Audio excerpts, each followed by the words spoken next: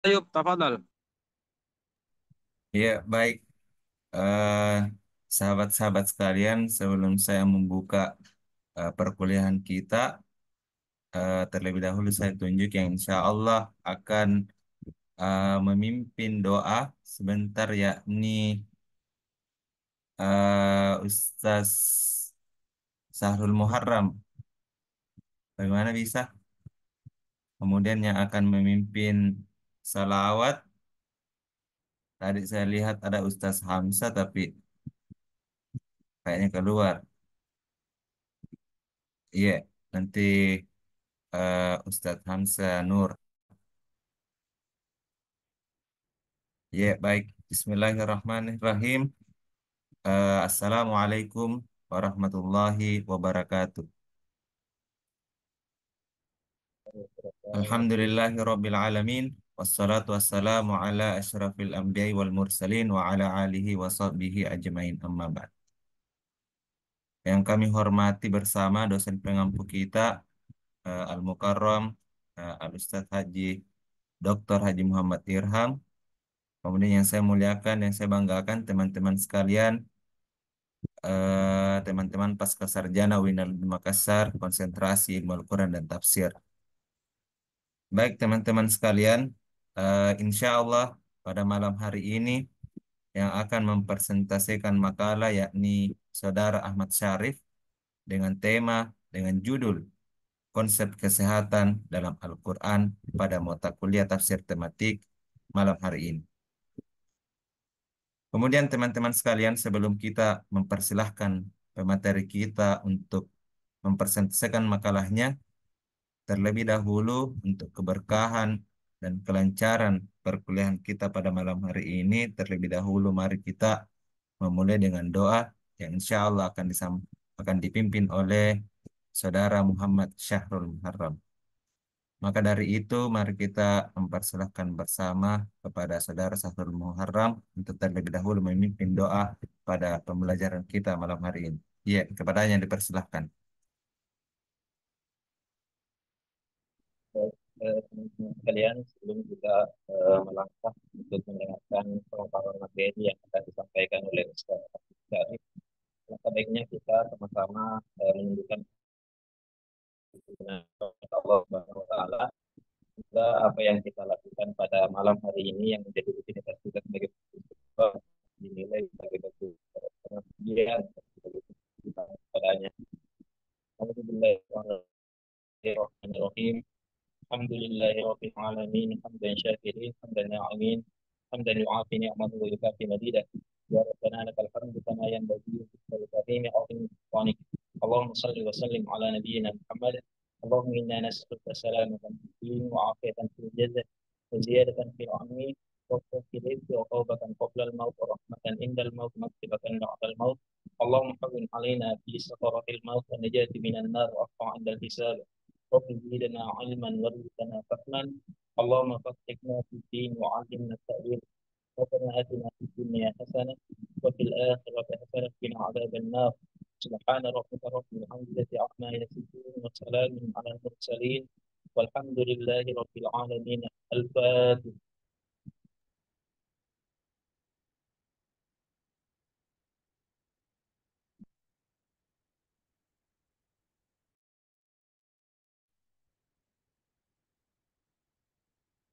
Ya, baik. Amin ya Rabbal Alamin. Demikianlah tadi pembacaan doa oleh Saudara Muhammad Syahrul Muharram. Nah, kemudian selanjutnya, sebelum masuk pembelajaran, saya infokan karena Ustaz eh, Hamzah Nur belum bergabung. Siap-siap sebentar, Saudara Muhammad Rizki Pratama Lahida untuk memimpin salawatnya sebelum di sesi pertanyaan. Baik, sahabat-sahabat, saudara-saudara sekalian, maka dari itu untuk mempersingkat waktu, marilah kita untuk bersama-sama mempersilahkan pemateri kita untuk mempresentasikan makalahnya dan mari kita fokus untuk mendengarkan agar teman-teman yang lain juga boleh menyalakan kameranya dan mematikan mikrofonnya agar kekhusyuan dan kondisivitas perkuliahan pada malam hari ini berjalan dengan baik. Maka dari itu saya persilahkan ke Saudara Ahmad Syarif untuk mempresentasikan makalahnya. Ya, fatafadhal masykurah. Baik, terima kasih atas kesempatan yang diberikan. Eh, Assalamualaikum warahmatullahi wabarakatuh. Alhamdulillahirabbil alamin wassalatu wassalamu ala asyrafil anbiya'i wal mursalin sayyidina wa maulana Muhammadin wa ala alihi wa ashabihi ajmain amma ba'du. Rabbi shrah li sadri wa yassir li amri wahlul 'uqdatam min lisani yafqahul qawli. Yang terhormat Dr. Haji Muhammad Irham MTHI selaku dosen pengampu kita pada mata kuliah tafsir tematik ini, dan yang terhormat teman-teman sekalian kelas IKT R1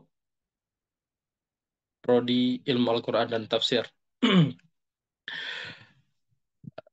Baik, adapun tema pembahasan kita pada malam hari ini yakni terkait dengan konsep kesehatan dalam Al-Quran.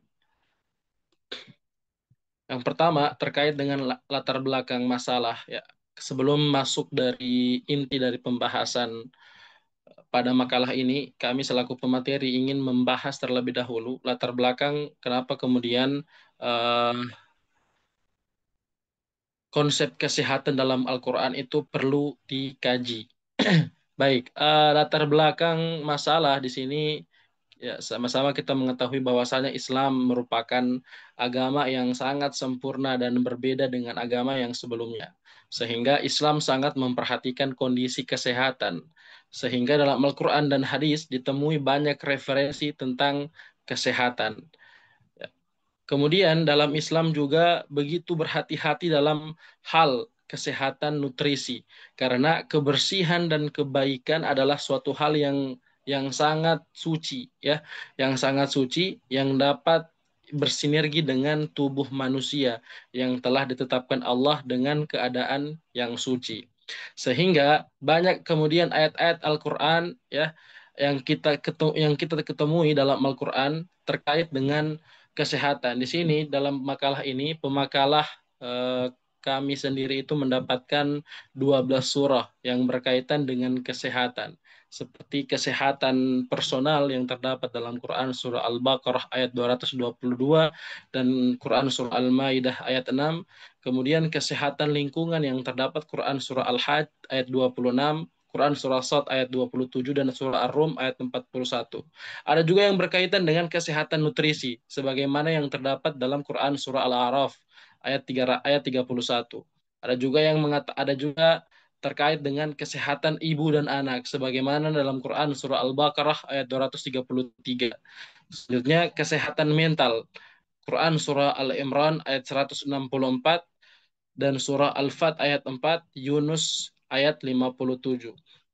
Sehingga dari beberapa ayat yang telah dikelompokkan atau ayat yang telah kami sebutkan tadi, bahwasanya eh, dalam Al-Quran ayat-ayat yang membahas terkait dengan kesehatan, baik dari segi kesehatan makanan, mental maupun kesehatan ibu dan anak, fisik, rohani, lingkungan, dan tata cara yang baik, yang baik lagi sehat seperti itu.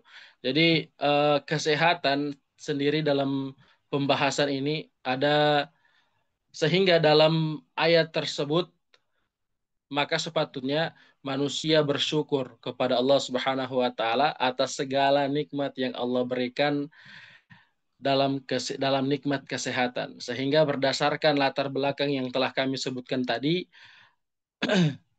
eh, perlu adanya pengkajian bagaimana Al-Quran menjelaskan tentang kesehatan baik secara jasmani maupun spiritual dengan sebagaimana tertera dalam judul kami, kesehatan dalam perspektif Al-Quran.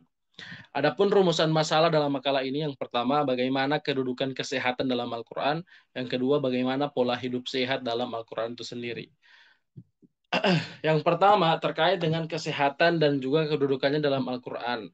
Ya, bahwa dalam kasus seperti ini ya para ulama sepakat bahwasanya ajaran agama Islam itu bertujuan untuk memelihara 5 hal pokok yang seharusnya yang kita sama ketahui bahwasanya Islam itu hal-hal yang kemudian dijadikan sebagai suatu hal yang intens dalam ajaran kita seperti agama, jiwa, akal, kehormatan dan juga kesehatan. Sehingga setiap usaha yang dapat mendukung tercapainya salah satu dari tujuan tersebut, walaupun belum dikemukakan dalam Al-Quran atau Sunnah secara khusus. Seperti itu. Jadi aturan yang mengenai kebersihan cukup langka dalam Al-Quran. Misalnya, setiap untuk melaksanakan sholat harus berwudu terlebih dahulu. Al-Quran juga mewajibkan umat Islam mandi pada waktu tertentu, misal pada keadaan junub. Al-Quran juga mengharamkan minuman dan makanan yang kotor dan berbahaya. Sebagaimana dalam Quran surah Al-A'raf ayat 157 dan surah Al-A'la ayat 14. Ya, dari beberapa ulama juga para mufassir juga mengatakan bahwasanya seperti Ibnu Juraij telah meriwayatkan dari Atha dari Ibnu Abbas bahwasanya eh, dalam surah Al-Maidah itu pada kata dan pakaianmu bersihkanlah itu bahwasanya menurut kalam orang-orang Arab itu artinya membersihkan pakaian akan tetapi menurut riwayat yang lain juga dikatakan bahwasanya sucikanlah dirimu dari dosa-dosa yang telah dimiliki. Yang kedua, Al-Quran sebagai sarana penyembuh. Memang tidak bisa dipungkiri bahwasanya salah satu kelebihan Al-Quran itu juga sebagai sarana penyembuh dari berbagai macam penyakit. Ya, suatu hal yang menjadi keyakinan setiap Muslim bahwasanya Al-Quran itu turun dari Allah Subhanahu Wa Taala untuk memberikan petunjuk kepada manusia, sehingga uh, bagaimana kemudian penyakit tersebut mampu menghadapi firman atau zat yang memiliki langit dan bumi. Jika diturunkan kepada gunung, maka ia akan menghancurkannya. Atau diturunkan kepada bumi, maka ia akan membelahnya. Seperti itu. Kemudian terkait dengan pola hidup sehat dalam Al-Quran. Pola hidup sehat dalam Al-Quran ini di sini kami membagi atas 2 bagian, yakni pola hidup secara sehat jasmani dan juga sehat secara rohani. Adapun pola hidup secara sehat jasmani itu dapat kita temukan sebagaimana dalam beberapa pendapat ulama tafsir ya dalam surat Taubah ayat 108 juga mengatakan bahwasanya membersihkan atau mensucikan diri dari najis, ya, membersihkan atau mensucikan diri dari najis sebagaimana sabda Rasulullah Shallallahu alaihi wasallam ya dalam sabda Rasulullah Shallallahu alaihi wasallam ya, hadisnya itu sesungguhnya mereka berdua sedang saya bacakan hadisnya. Ini artinya mungkin saja berdua sedang diazab, namun penyebab azab mereka bukanlah suatu hal yang luar biasa. Salah satunya hanya karena suka mengadu domba, sedangkan yang satunya lagi karena tidak memberi penghalang.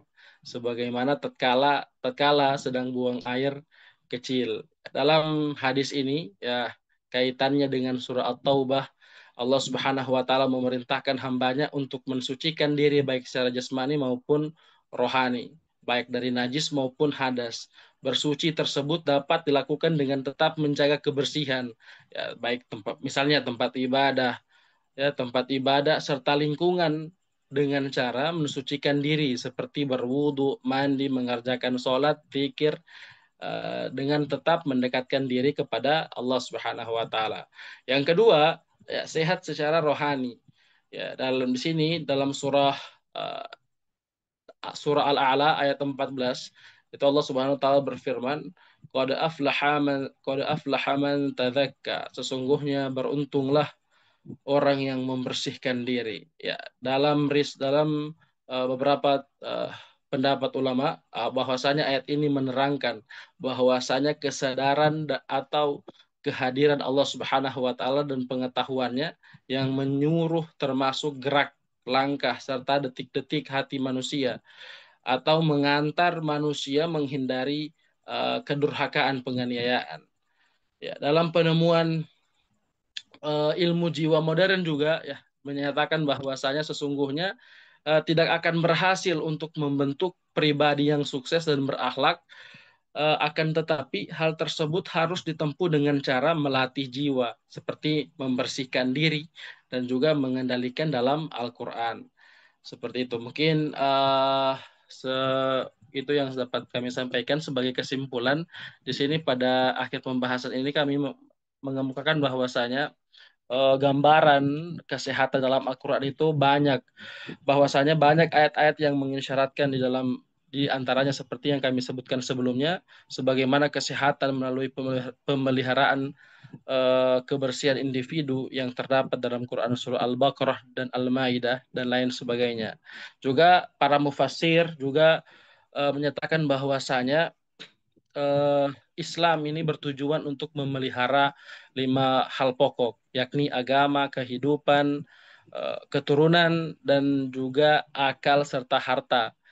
Ya, sebagaimana juga dalam Al-Qur'an yang terdapat dalam surah Al-Maidah ayat 32 bahwasanya terdapat kata yang menegaskan itu kata menghidupkan.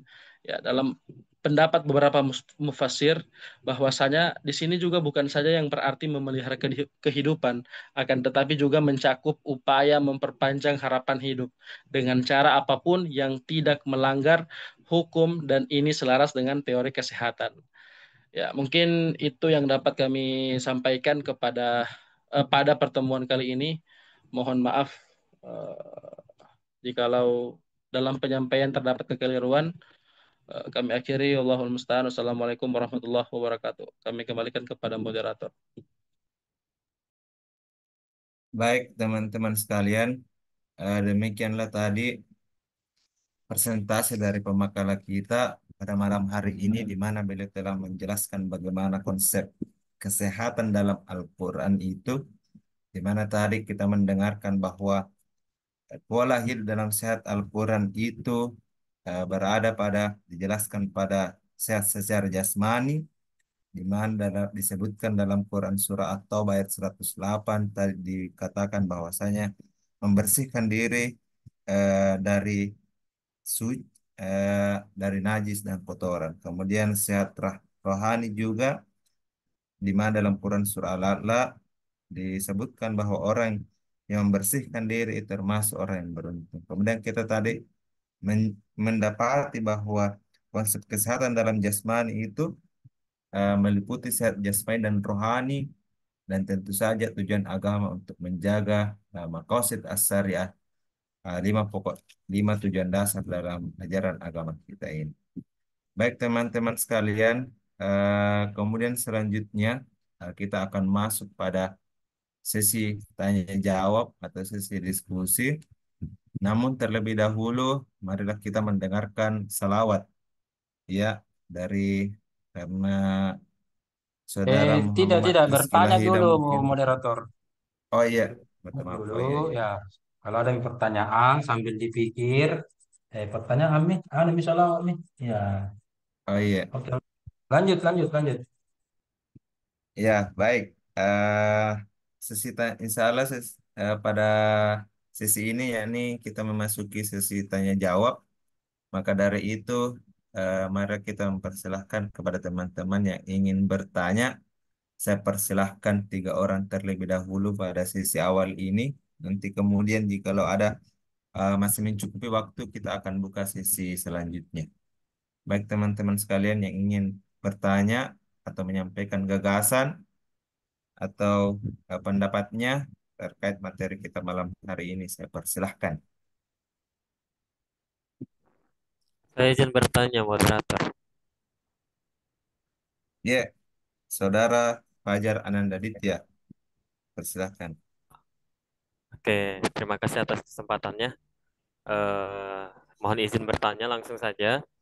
Jadi dalam Al-Quran itu kan tadi sudah dibahas ya terkait aspek kesehatan itu ada 2 jenis. Pertama jasmani ataupun rohani.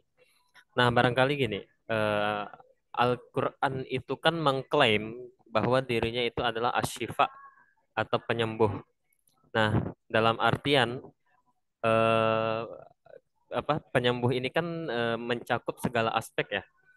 Nah, yang pengen saya tanyakan adalah apabila ada orang yang dia itu memiliki penyakit, tapi bukan yang sifatnya penyakit jasmani, melainkan penyakit rohani. Entah itu dia malah dalam artian apa bukan gini, langsung aja gini, agak bingung saya membahasakannya.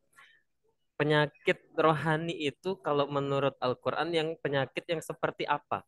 Apakah misalnya dia malas beribadah, apakah itu termasuk penyakit rohani? Nah, sekalipun memang itu masuk kategori penyakit rohani, lalu bagaimana Al-Quran itu menyembuhkan hal itu gitu? Penyakit demikian. Nah, mudah-mudahan bisa dipahami lah ya. Oke, terima kasih. Assalamualaikum warahmatullahi wabarakatuh.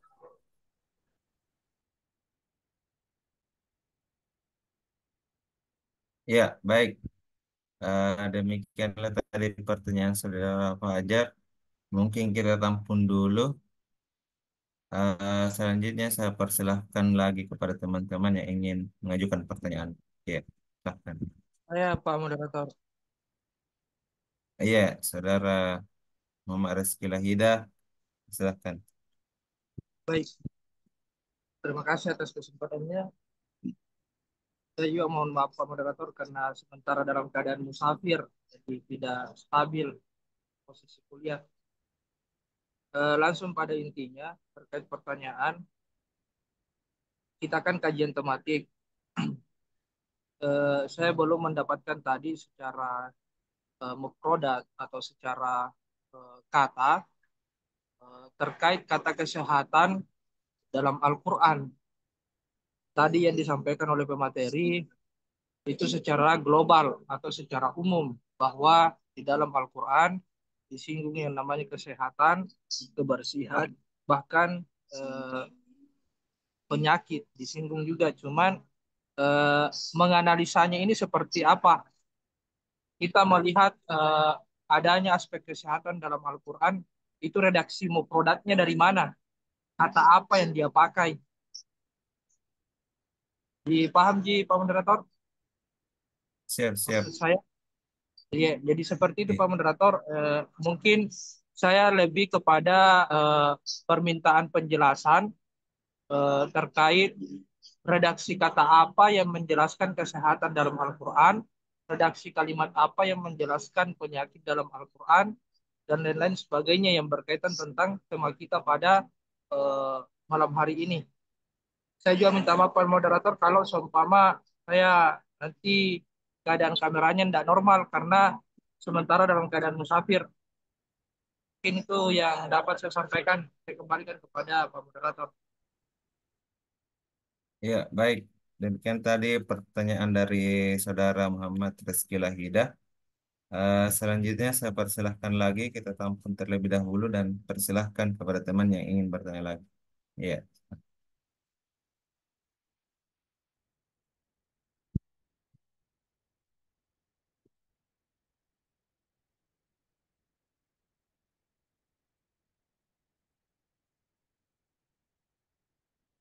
Bagaimana teman-teman yang lain?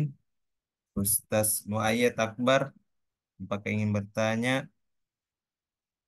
Saudara Khairul, Saudara Idhan, atau Saudara Sahrul?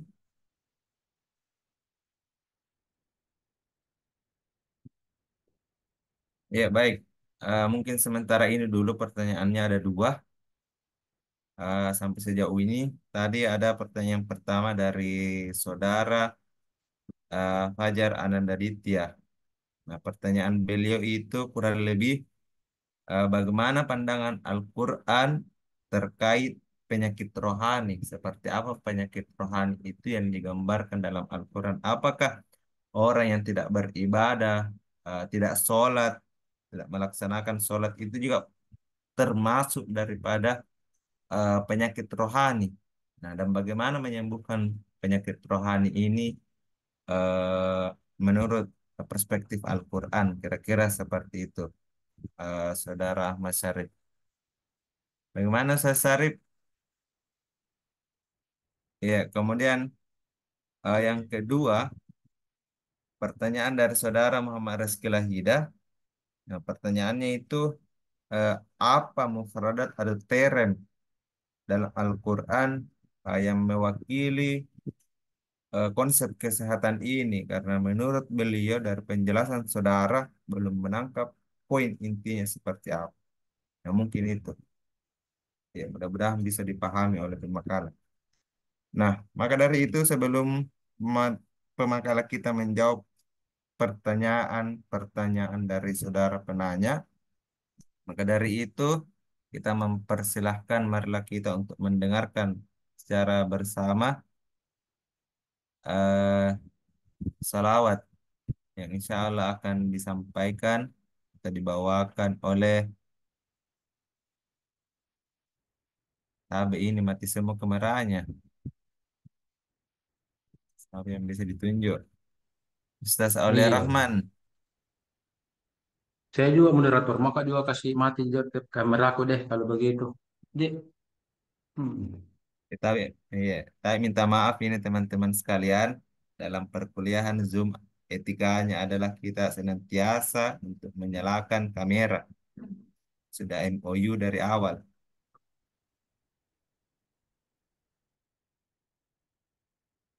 Bagaimana, ya, sudah ada yang menyala Ustaz. Saya persilahkan kepada saudara Ustaz Hamsanur untuk memimpin salawat dulu sekitar 1-2 menit atau 5 menit. 1-2 menit saja. Iya. Ini saat saya di luar ini 1000 sekali. Nah, tidak jadi kedengaran jadi bu. Nah, tidak jadi. Jadi saat Iya. Bagaimana ya lain? Bagaimana moderator? Saya tidak kedengaran. Betul lah. Hmm. Iya, saya jelas di ses. Ah, Lagi pula berarti kalau ambek nih. Ah, Bismillah ya, nih. Ah, Bismillah berselawat saja. Gemparkan warkop itu. saya cari dulu. Ya, baik. eh yang akan memimpin selawat kita yakni Al Ustaz Hamsanur. Kepadanya sekitar 1, 2, 3 menit kita persilahkan untuk membacakan, menyenandungkan salawat. Ya, kepadanya dipersilahkan.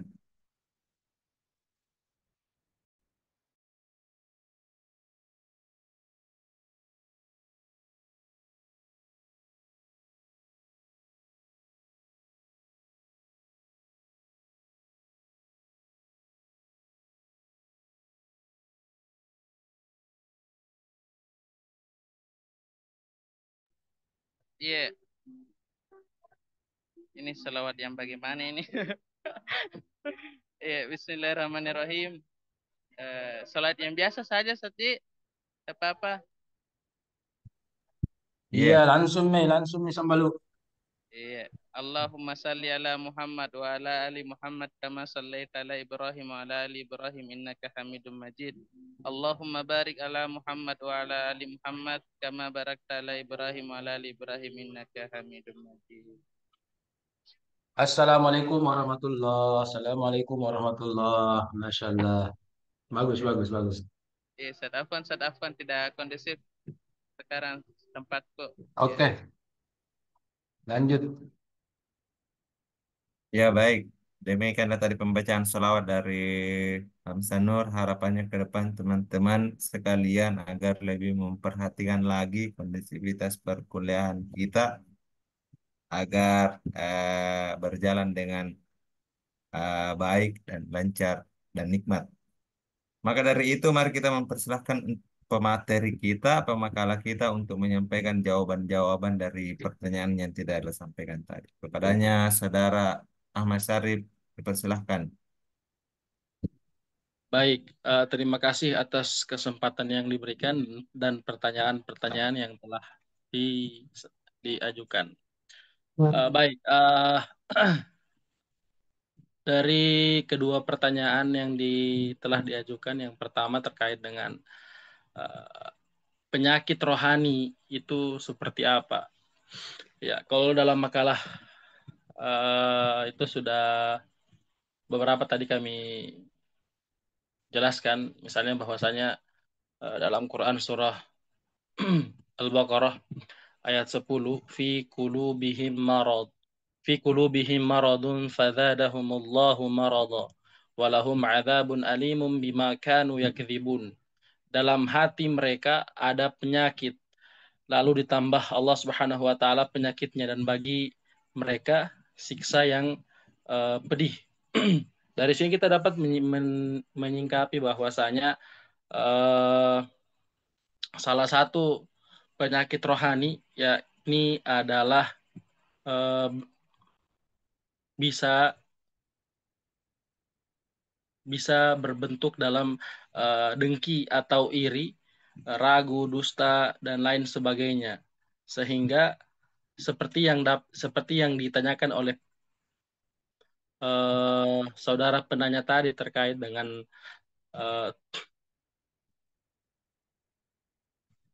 terkait dengan apa tadi soalnya? Astagfirullah. Terkait dengan penyakit rohani yang seperti apa. Jadi penyakit rohani ini banyak ya, terkait seperti misalnya dengki, nifak, juga misalnya munafik. Sebagaimana dalam Quran surah Al-Munafikun ayat 4.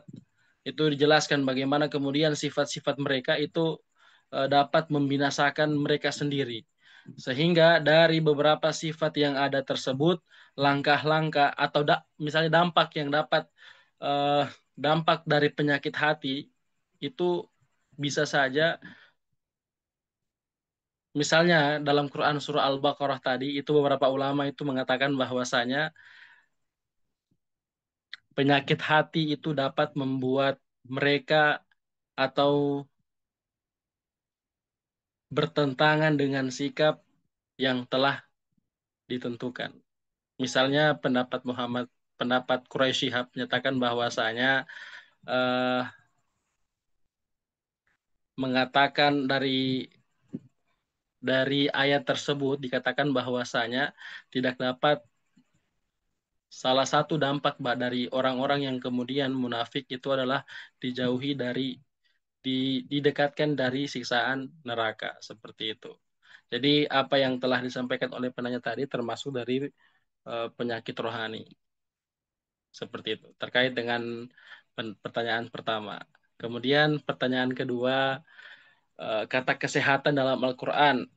Karena mungkin belum mendapatkan titik terangnya dari apa yang kami terangkan tadi. Ya, sebagaimana yang kami sebutkan pada pembahasan eh, yang kami telah sampaikan tadi, bahwasanya dalam makalah ini kami menemukan beberapa ayat ya, gambaran kesehatan dalam Al-Quran. Misalnya kesehatan melalui pemeliharaan kebersihan individu yang sebagaimana terdapat dalam Quran surah Al-Baqarah ayat 222, Al-Maidah ayat 6.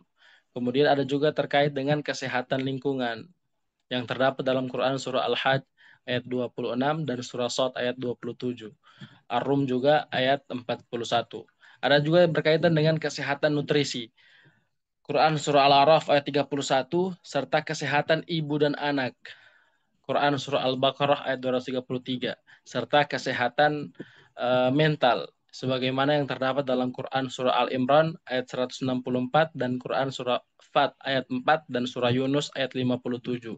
Ya, jadi yang setahu kami ya terkait dengan tafsir tematik itu mengumpulkan ayat-ayat terkait dengan kesehatan. Jadi kami menemukan adanya 12 dari 12 surah tersebut terkait dengan kesehatan dalam Al-Quran. Ya, mungkin seperti itu terkait dengan jawaban yang pertama dan yang kedua. Saya kembalikan kepada moderator.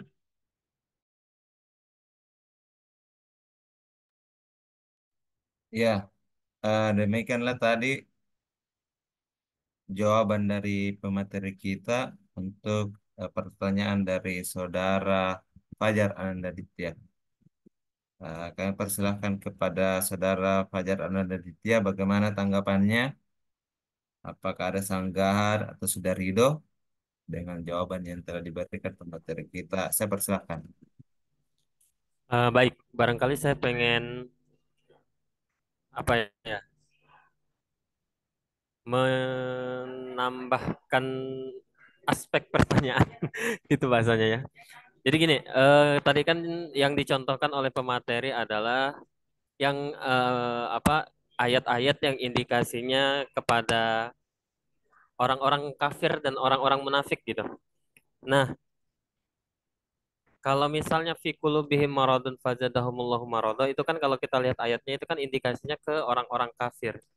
Apakah memang pada dasarnya penyakit rohani itu hanya sekedar pada aspek yang menolak untuk beriman gitu. Nah, kira-kira adakah aspek lain gitu yang mencakup penyakit rohani yang memang itu di dalam diri seorang muslim gitu kan. Kita ini kan muslim nih.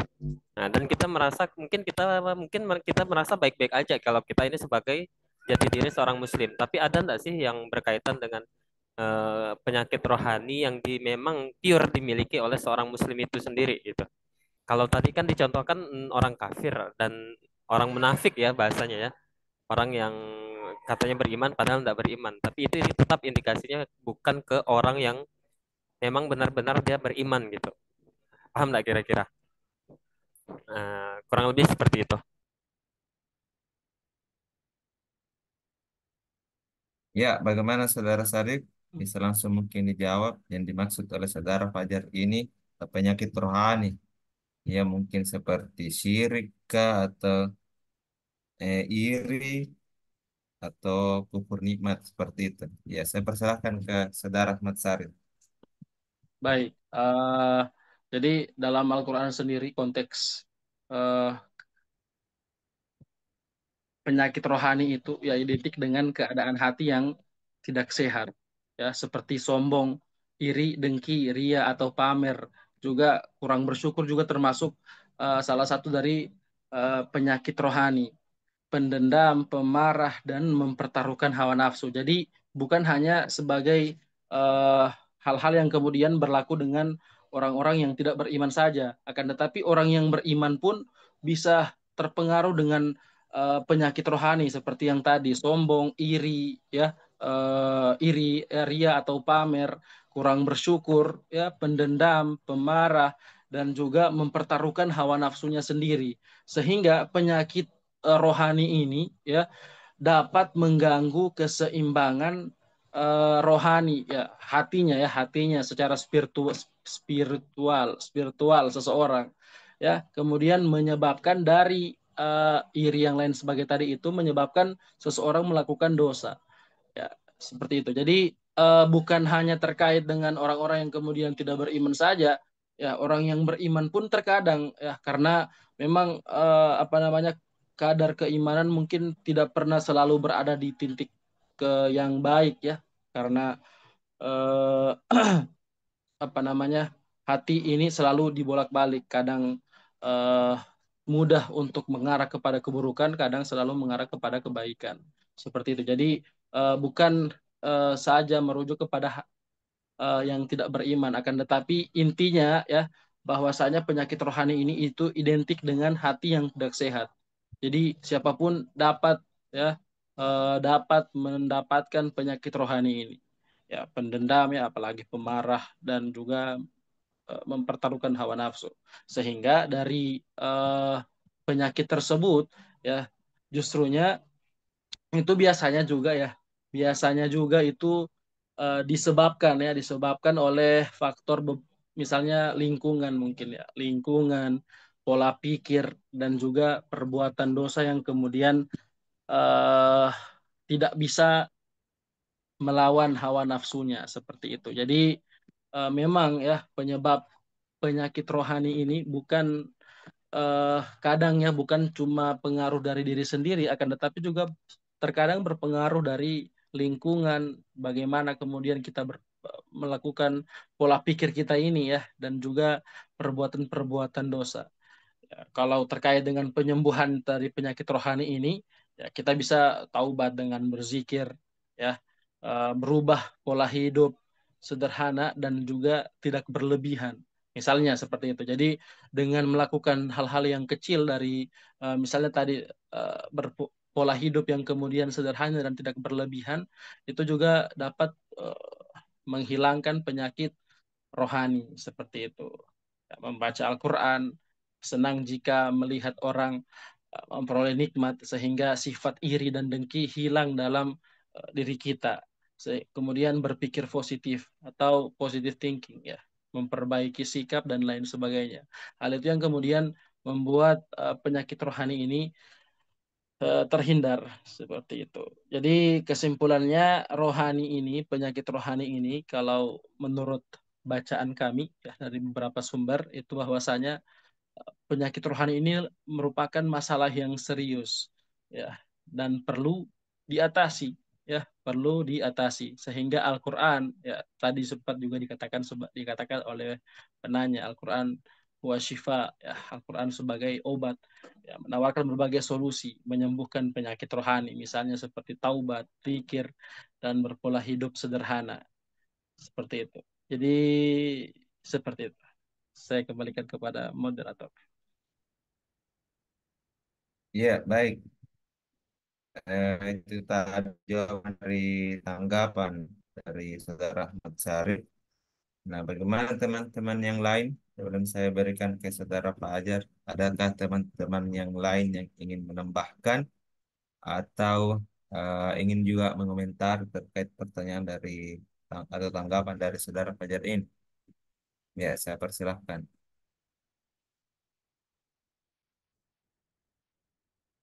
Ya, oke. Kalau belum ada, saya kembalikan dulu ke Saudara Fajar Anandaditya. Bagaimana? Apakah sudah ridho atau masih ingin diperjelas kembali? Ya, saya persilahkan. Baik, terima kasih. Terakhir ya, terakhir. Terakhir. Gini, berarti ya memang pada dasarnya itu bagian-bagian dari penyakit yang sudah dipaparkan oleh pemateri tadi ya. Berarti itu indikasi pada penyakit rohani. Dalam artian kalau saya simpulkan, memang kita ini memang tidak bisa terlepas dari yang namanya penyakit-penyakit demikian ya. Karena memang apalagi lingkungan gitu yang memicu kita entah itu mudah marah, santri yang tidak bisa dikasih tahu, gitulah ya. Berarti memang tidak bisa terlepas. Dan juga yang menjadi eh, pertanyaan tambahan dari saya ini, kenapa sih kok Al-Quran itu kayaknya lebih membahas solusi terhadap penyakit rohani ketimbang penyakit jasmani gitu. Nah, kalau misalnya kita, setahu saya ya, mohon maaf kalau salah, setahu saya tidak ada ayat Al-Quran yang membahas tentang penyakit jasmani itu, penyakit sakit perut kah, sakit apa gitu, kayaknya enggak ada gitu. Barangkali itu tambahan pertanyaan terakhir aja ada. Supaya diskusi kita enggak yang singkat gitu. Terima kasih. Ya, itu tadi eh, pertanyaan kembali dari Saudara Ustaz Fajar Anandaditya. Ya, nah mungkin ini perlu klarifikasi sedikit. Betapa banyak Al-Quran yang berbicara tentang kesehatan. Ya, langsung saja, Saudara Mas Syarif.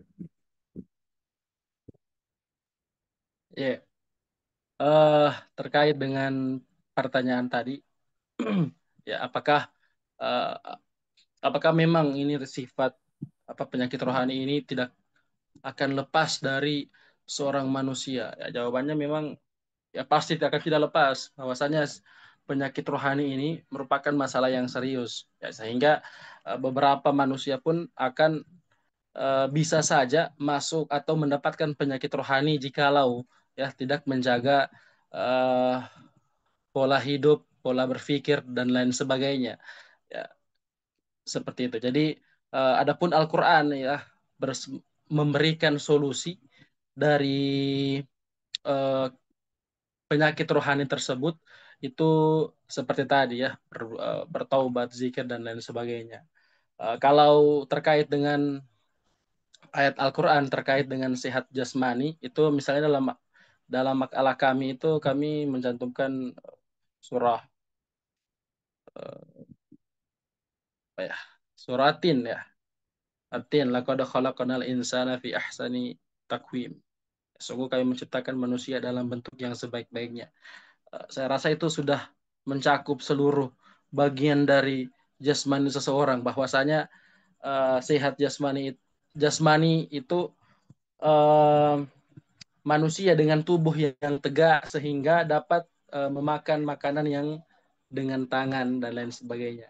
Sehingga kemampuan memahami, berbicara, mengatur, dan berbuat bijak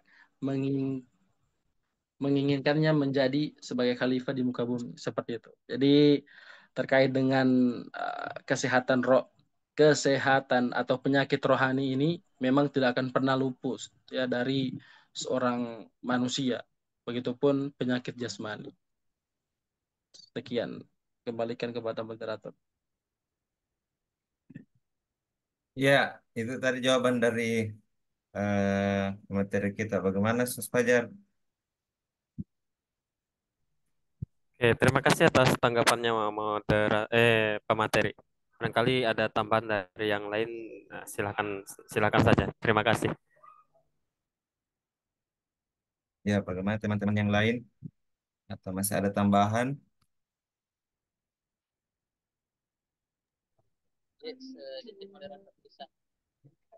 Oh iya, Ustaz Hamzah. Iya, silahkan.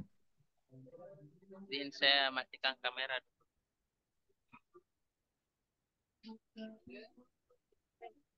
Ya, menanggapi tadi pertanyaan pertama mengenai Al-Quran yang kemudian tidak terlalu menyinggung tentang penyakit fisik ya. Sejatinya ada yang yang menarik yang menurut saya di lingkungan saya yang saya perhatikan itu tentang hadirnya komunitas-komunitas rehab hati kayak ruqyah-ruqyah syariah seperti itu. Yang mana kemudian eh, kalau saya lihat ya, sepertinya memang dakwah mereka itu pengobatan Al-Quran secara murni baik fisik ataupun baik medis ataupun non medis. Tapi yang saya perhatikan, yang saya perhatikan ini eh, selain daripada pengobatan sihir, saya lihat kayak jadi FOMO gitu. Sedikit-sedikit sakitnya apa, panggil tukang rukia lagi, tukang ya perukia, sakit perut, sakit apa saja. Loh, lo ini kenapa apapun sakitnya tiba-tiba ustaz yang merukia lagi dipanggil. Eh, saya minta tanggapannya kepada pemateri. Sebenarnya bagaimana sih ini konsep sebenarnya ini, konsep sejatinya dari wa nunazzilu minal Qur'ani ma huwa syifa. Apakah betul sampai pada pengobatan medis seperti ya kadang ada saya lihat fenomenanya itu kayak tumor, ada tumornya setelah dirukia beberapa kali tumornya hilang. Mungkin teman-teman juga biasa mendapatkan atau cuma saya di lingkungan saya di sini di Sinjai. Eh, ya walaupun memang kalau dari konsep rukyah syariahnya, kalau dilihat kita saksikan bagaimana rukyahnya ya memang sesuai dengan Al-Quran dan As-Sunnah. Tapi kemudian ini saya pertanyakan apakah betul itu anunadzilu minal Qur'ani ma huwa syifanya itu sampai pada menyentuh pengobatan medis. Ya kayak itu tadi ada tumornya dirukyah beberapa kali dan loko hilang. Akhirnya belakangannya itu siapa saja yang kemudian ada sakit-sakit medisnya selain daripada berobat ke dokter selalu juga saya lihat itu dihadirkan komunitas-komunitas rehab hati atau yang merukyah itu. Ya, mungkin itu saja. Saya minta tanggapannya dari teman-teman. Ya, jadi ada lagi tambahan pertanyaan dari Ustaz Hamzah Nur ini terkait apa tadi pembahasan kita. Ini bagaimana tanggapannya ini pemateri terkait dengan komunitas-komunitas itu yang menggunakan ayat Al-Quran untuk pengobatan, media pengobatan. Nah, silahkan. Kurang lebih seperti itu pertanyaannya ini. Ya, baik. Jadi kalau yang saya tangkap tadi terkait dengan pertanyaan oleh saudara Hamzah Nur itu berkaitan dengan ruqyah. yang dimana tadi mungkin eh, beberapa dari pandangan ya, atau pendapat dari Hamzah Nur itu ada beberapa yang melakukan ruqyah itu misalnya tumor kemudian di ruqyah hilang ya. Kalau yang seperti itu ya, sebelumnya saya kurang paham juga sebenarnya terkait dengan ruqyah ya. Iya, kalau misalnya tadi tumor kemudian di ruqyah hilang, wah itu suatu hal yang kemudian luar biasa. Mungkin dari situ mungkin banyak kemudian orang yang tumor nanti minta di ruqyah. Akan tetapi yang kita ketahui bersama itu bahwasanya ruqyah ini merupakan ya, metode penyembuhan ya yang memanfaatkan bacaan-bacaan ayat-ayat Al-Qur'an atau doa-doa yang kemudian dari doa tersebut bersumber dari Nabi Muhammad atau dari hadis. Misal tadi yang dibahas oleh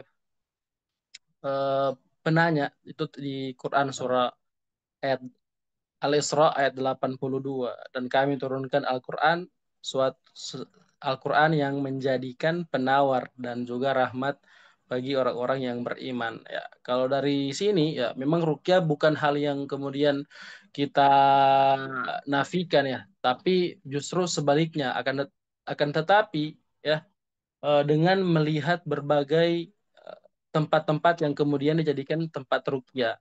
Kalau memang sudah terindikasi tempat ruqyah yang memang ya, ayat-ayat atau doa-doa yang kemudian berasal dari Al-Qur'an ya itu tidak masalah.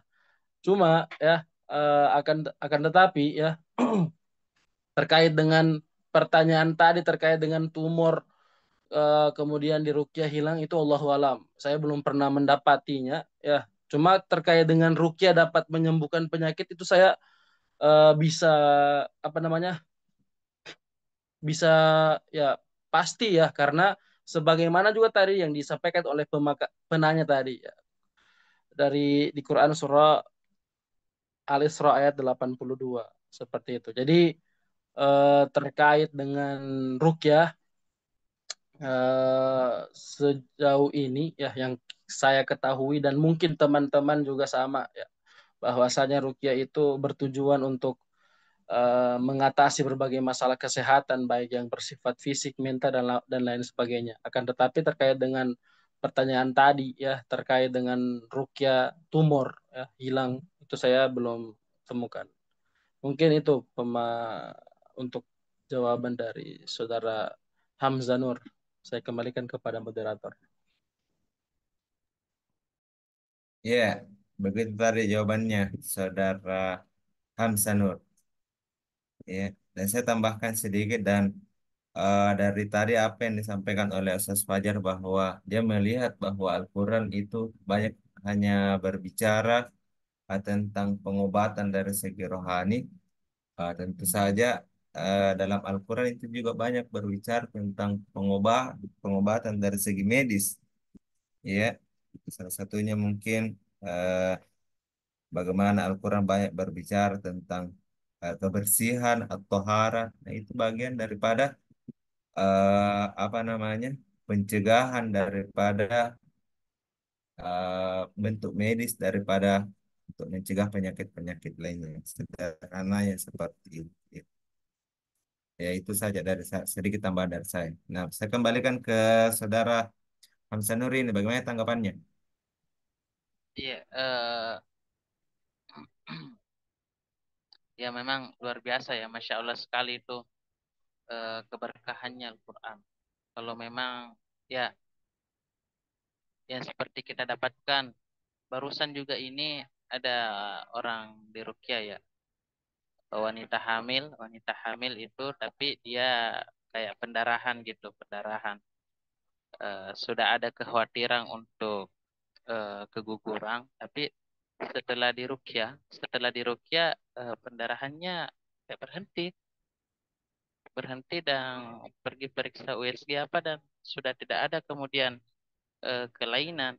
Itu makanya saya agak ya Masya Allah sekali nih keberkahannya nih betul-betul wa nunadziru minal Qur'ani ma huwa syifaa.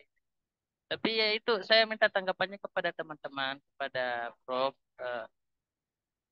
Ini secara ini kan kalau secara akal pikirannya yang mau anu ini yang mau apa namanya yang digunakan, bah kok bisa ini?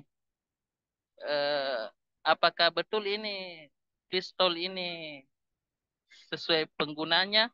Karena kalau kayaknya kita masing-masing sendiri yang baca kira-kira berpengaruh tidak ini terhadap kesehatan no, medis ini dan non medis ini yang dibaca. Karena yang dibaca oleh mereka itu kan juga sejatinya ya sedikit banyaknya kita tahu juga. Karena yang dari Al-Quran dia juga ya dari Al-Quran dan As-Sunnah dia juga. Mungkin itu saja teman-teman, mungkin ada tanggapannya atau bagaimana. Ini menarik. Saya rasa nih luar biasa sekali nih. Masya Allah. Apakah bisa ini diterapkan dalam keseharian ini Sas?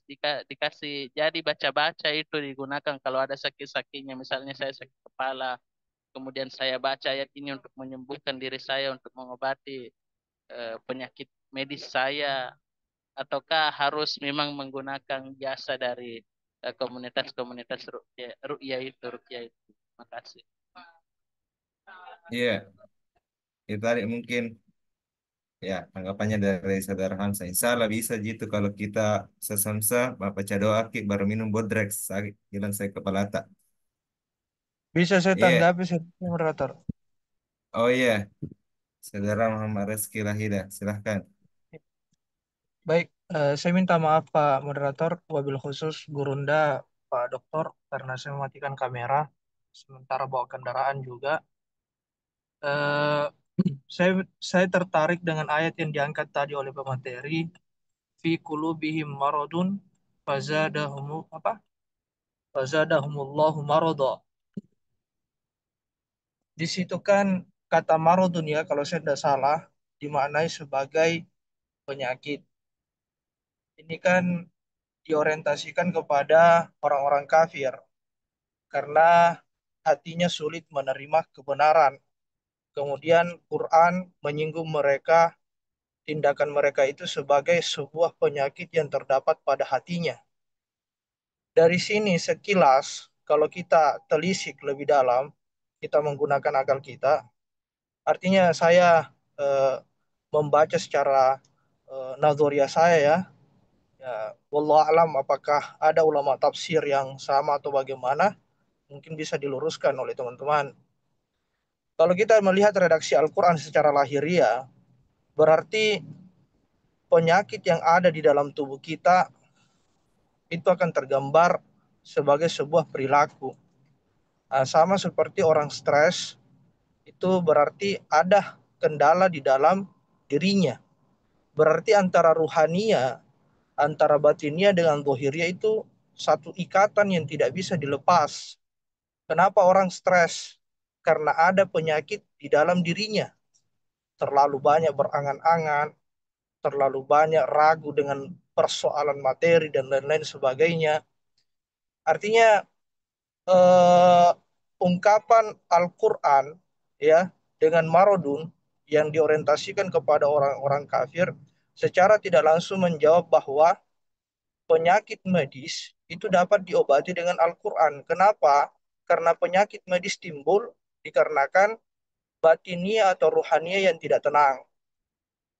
Mungkin moderator bisa menyimpulkan secara detail, tapi itu gambaran global yang saya berikan bahwa antara batinnya dengan lahirnya itu adalah satu ikatan yang sama.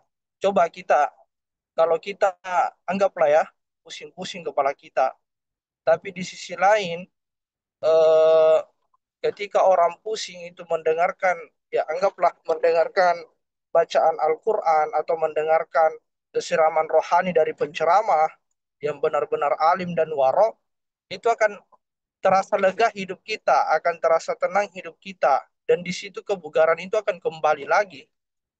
Saya pikir antara medis maupun non medis ini betul-betul fungsi syifa itu dalam Al-Quran adalah sebuah fakta dan kebenaran yang tidak bisa kita tolak. Mungkin itu eh, singkat pemberian atau masukan jawaban. Pak Moderator mungkin bisa lebih menjabarkan. Sekian dari saya. Assalamualaikum warahmatullahi wabarakatuh. Iya, Waalaikumsalam warahmatullahi wabarakatuh. Tadi tambahan dari tang apa dari pembahasan kita mengenai pertanyaan saudara Fajar yang di awal tadi ini. Saya kira yang disampaikan oleh saudara Reski tadi bahwasanya cerminan dalam hati itu apa namanya akan penyakit dalam hati itu tercermin dalam pada kondisi jasmani seseorang ya. Memang betul biasa saya secara lintas dapat mengetahui kondisinya orang kalau biasa agak musik atau saya kepalanya nah, biasa banyak pinjannya itu secara sekilas kita dapat lihat itu. Iya. Nah, mungkin itu saja untuk pertanyaan ini atau masih ada tambahan dari teman-teman yang ingin menambahkan atau ya tanggapannya.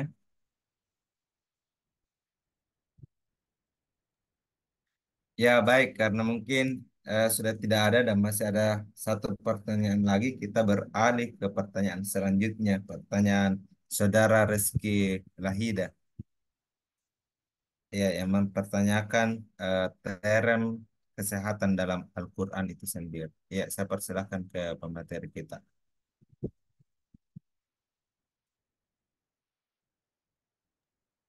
Ya, baik. Eh, Sebenarnya tadi saya sudah jawab. Cuma saya ulangi kembali. Jadi pertanyaan dari saudara Muhammad Rizky Lahida tadi terkait dengan kata kesehatan dalam Al-Quran. Karena dari penjelasan pemaparan di awal tadi, itu saudara Rizky belum mendapatkan titik terangnya. Akan tetapi perlu kami garis bawahi bahwasanya dari pengerjaan tafsir tematik ini mengumpulkan ayat-ayat Al-Quran terkait dengan suatu tema yang kemudian ingin dibahas. Jadi kami menemukan 12 ayat dalam beberapa surah itu terkait dengan kesehatan dalam Al-Quran. Itu telah kami paparkan dari di awal tadi. Misalnya kesehatan melalui pemeliharaan kebersihan yang sebagaimana yang terdapat dalam Quran surah Al-Baqarah ayat Alhamdulillah. 272 dan juga surah Al-Maidah ayat 6, juga kesehatan lingkungan yang terdapat dalam Quran surah Al-Hajj ayat 26, surah Shad ayat 27 dan surah Ar-Rum ayat 41. Ada juga terkait dengan kesehatan nutrisi sebagaimana yang terdapat dalam Quran surah Al-A'raf ayat 31, terkait dengan kesehatan ibu dan anak yang terdapat dalam Quran surah Al-Baqarah ayat 233, serta kesehatan mental dalam Quran surah Al-Imran ayat 164, eh, dan juga surah Al-Fat ayat 4 dan surah Yunus ayat 57. Ya. Dari kedua belas surah itu eh, beberapa juga mufasir mengatakan bahwasanya Islam bertujuan untuk memelihara 5 hal pokok sebagaimana yang kami sebutkan tadi. Agama, kehidupan, keturunan, akal, dan harta, seperti itu. Jadi eh, yang setahu kami ya,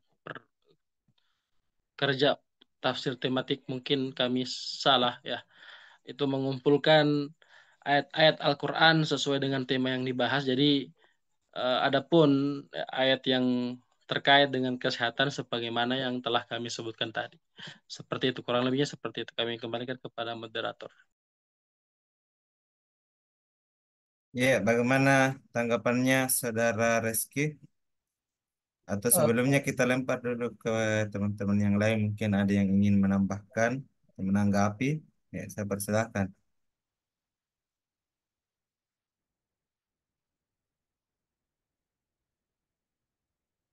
Oh iya, kalau belum ada, saya Jangan serahkan cepat ke. puas, tanya tanya ulang atau bilang oh saya sependapat, saya tidak atau sebagian saya terima. Iya, kalau S1, oh iya iya terima kasih. Kalau S2 itu S3 langsung bisa dibantah, bisa di apa, argumentasi, ya kan? Ah.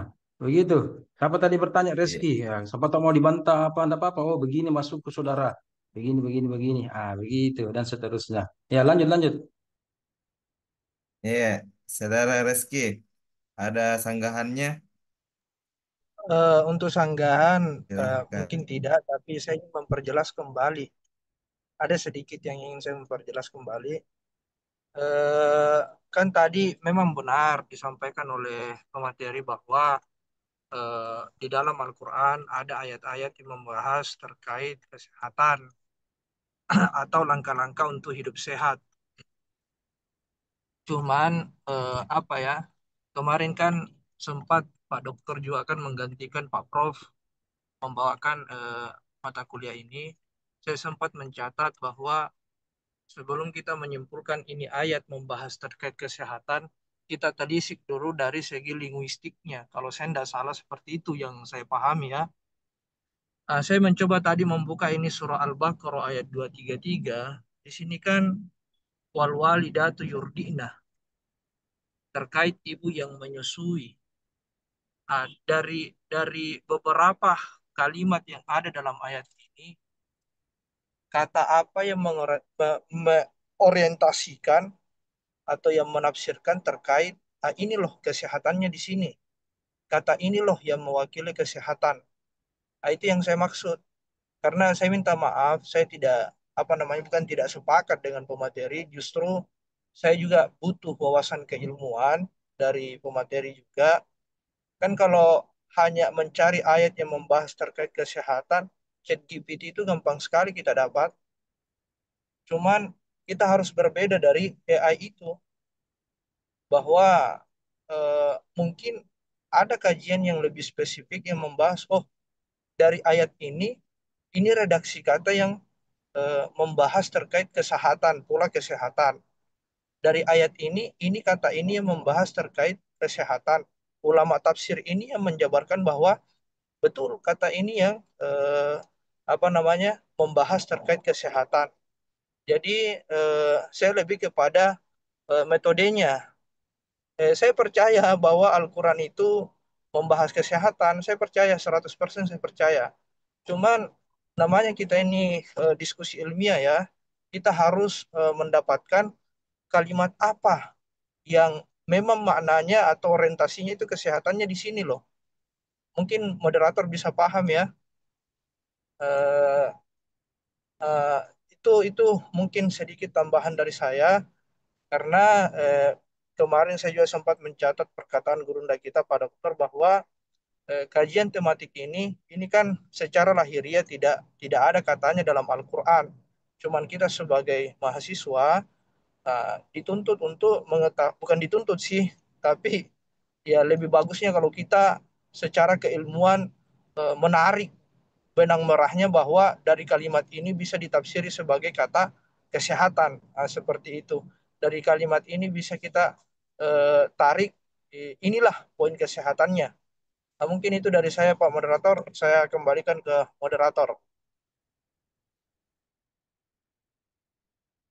Iya, ya, kembali Reski tadi untuk mencari kejelasan kira-kira seperti itu. Nah, kita lempar ke teman-teman yang lain. Mungkin ada suara baru atau tanggapannya Saya dari teman-teman yang belum pernah bersuara dulu. Kita kasih kesempatan. Di sini ada Ustaz Muhammad Khairul, Aulia Rahman, atau Almayat Akbar. Iya, Ustaz Muhammad Hijar, Muhammad Hijaz, maaf. Halo, Ustaz Khairul, Ustaz Aulia, Pak Aulia. Mati mikrofonnya Pak Ali, Pak Aulia. Tidak aman jadi aman.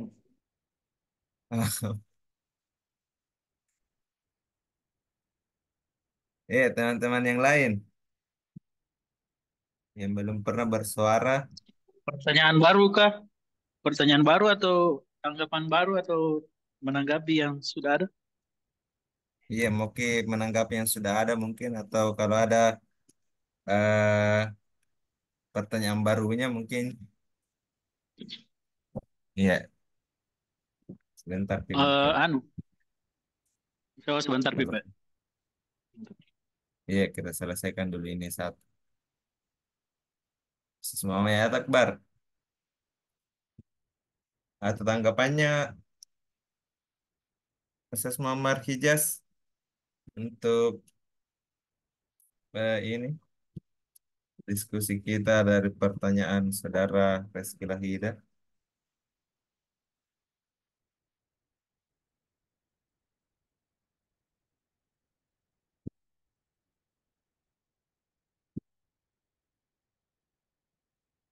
Iya, atau teman-teman yang lain saya persilahkan. Boleh saya tanggapi dulu? Iya, atau ya silahkan Pak Sarip. Iya, baik. Ya, betul tadi dikatakan sama pertanyaan tadi dari saudara Rizky Lahida, ya, bahwasanya betul tadi ayat yang diberikan oleh kami tadi itu benar ada ayat terkait dengan kesehatan, akan tetapi dari beberapa ayat yang disampaikan itu kata kesehatan itu di mananya sehingga ayat tersebut dikatakan sebagai ayat terkait dengan kesehatan. Yang saya tangkap tadi seperti itu terkait dengan sanggahannya tadi. Jadi ya masing-masing ya Quran sebagaimana yang telah kami sebutkan ya kami paparkan itu di Quran surah misalnya di Quran surah Al-Baqarah ayat 222 ya di situ kata faida tatoharna di situ apabila mereka telah suci ya maksudnya itu dalam dalam tafsir Al-Qurtubi itu bahwasanya maksud dari kata faida tatoharna di situ adalah membersihkan diri dengan air sehingga pendapat yang kemudian disampaikan oleh Imam Malik dan mayoritas beberapa ulama itu menyatakan bahwasanya kesucian yang dapat membuat seseorang wanita itu haid yang darahnya sudah hilang halal untuk disetubuhi bersuci yang dilakukan dengan menggunakan air seperti bersucinya dari jin dalam hal ini seperti dengan bertayamum ya jadi kata faidah atau toharna di situ sehingga ayat tersebut diangkat menjadi ayat terkait dengan bersuci jadi eh, kata faidah atau toharna ini kan ayat terkait dengan haid ya haid. Jadi faidah atau taharna di sini ya juga dimaksud dalam tafsir Al-Qurtubi itu menjelaskan bahwasanya faidah atau taharna di sini bersuci dengan air. Ya, jadi seperti itu. Jadi ayat yang dalam beberapa ayat yang kami masukkan sebagai ayat terkait dengan ya terkait dengan bahasa Arabnya kami dapat di sini cuma bersuci Ustaz. Suci tatoharna dari kata tohar bersuci yang setahu kami Ustaz. Juga Quran surah Al-Maidah juga Al-Maidah ayat ke-6 juga wa in kuntum junuban fattaharu. Mungkin ada yang keliru, mungkin bisa dibutakan oleh Ustaz. Ya, saya kembalikan kepada moderator.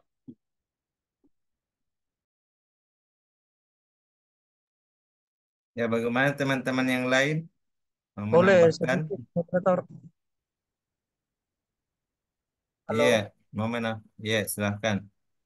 Oh iya, saya izin moderator ingin menanggapi sedikit. Ya, seperti ini yang saya maksud tadi yang dibahas oleh Pak Ustaz Ahmad Sarif.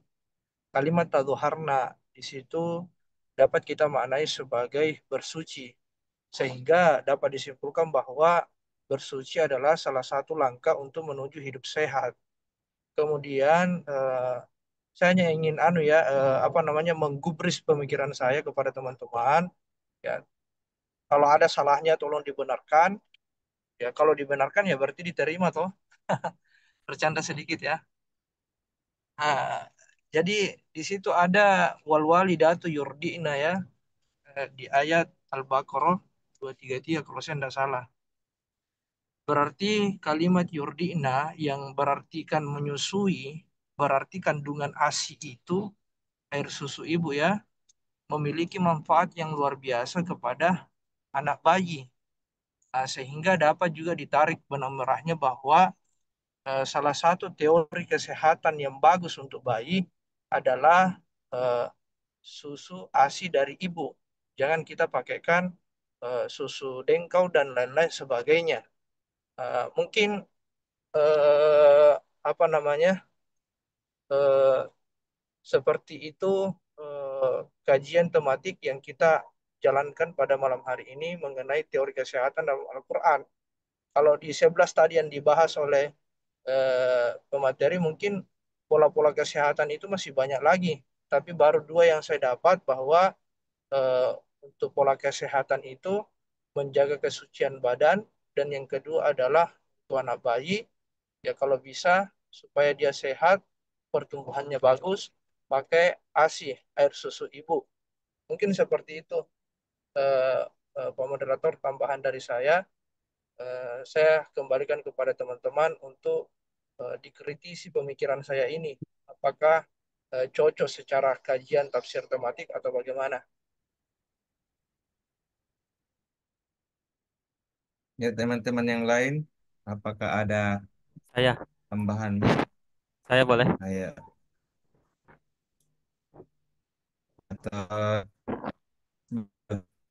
atau baru yang lain komentar ini. Boleh saya?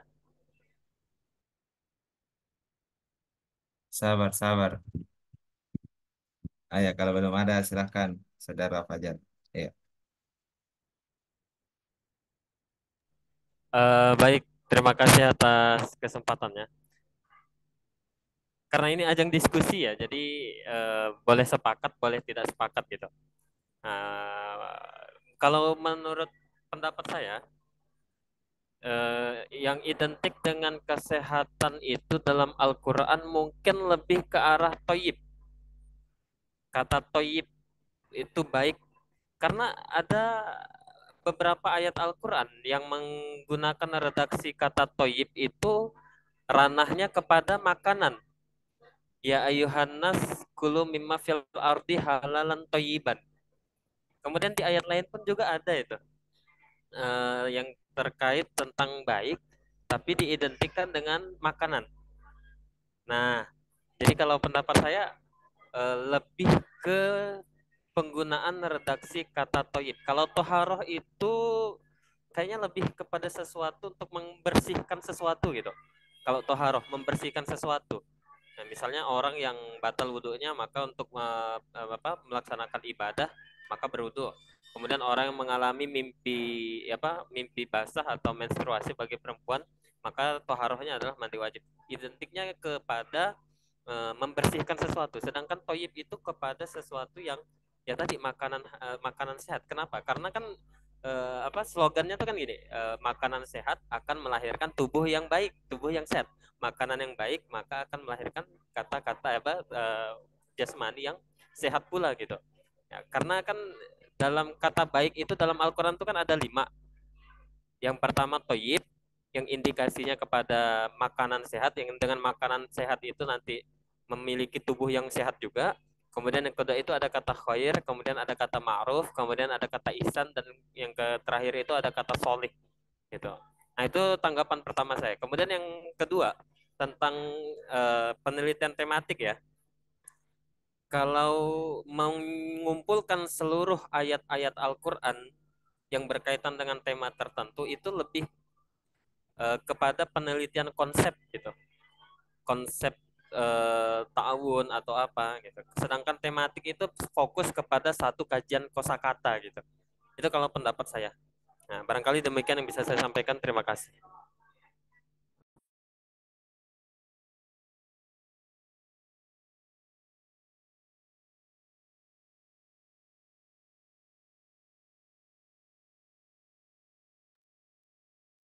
Ya, itu tadi tambahan atau argumen dari Ustaz Fajar Ananda Ditya. Mana teman-teman yang lain? So, kita kembalikan dulu ke Saudara Muhammad Rizky Lahida. Apakah sudah ridho dengan jawaban-jawaban yang ada atau masih ingin mengkritisi? Eh, Baik Pak Moderator, Iya, Saya pikir pendapat yang dikemukakan oleh Ustaz Fajar tidak ada perdebatan ya, karena 11 ayat yang diangkat oleh Pak Ustadz Ahmad Syarif, baru dua dan tiga yang ditambahkan oleh Ustaz Fajar terkait pola kesehatan.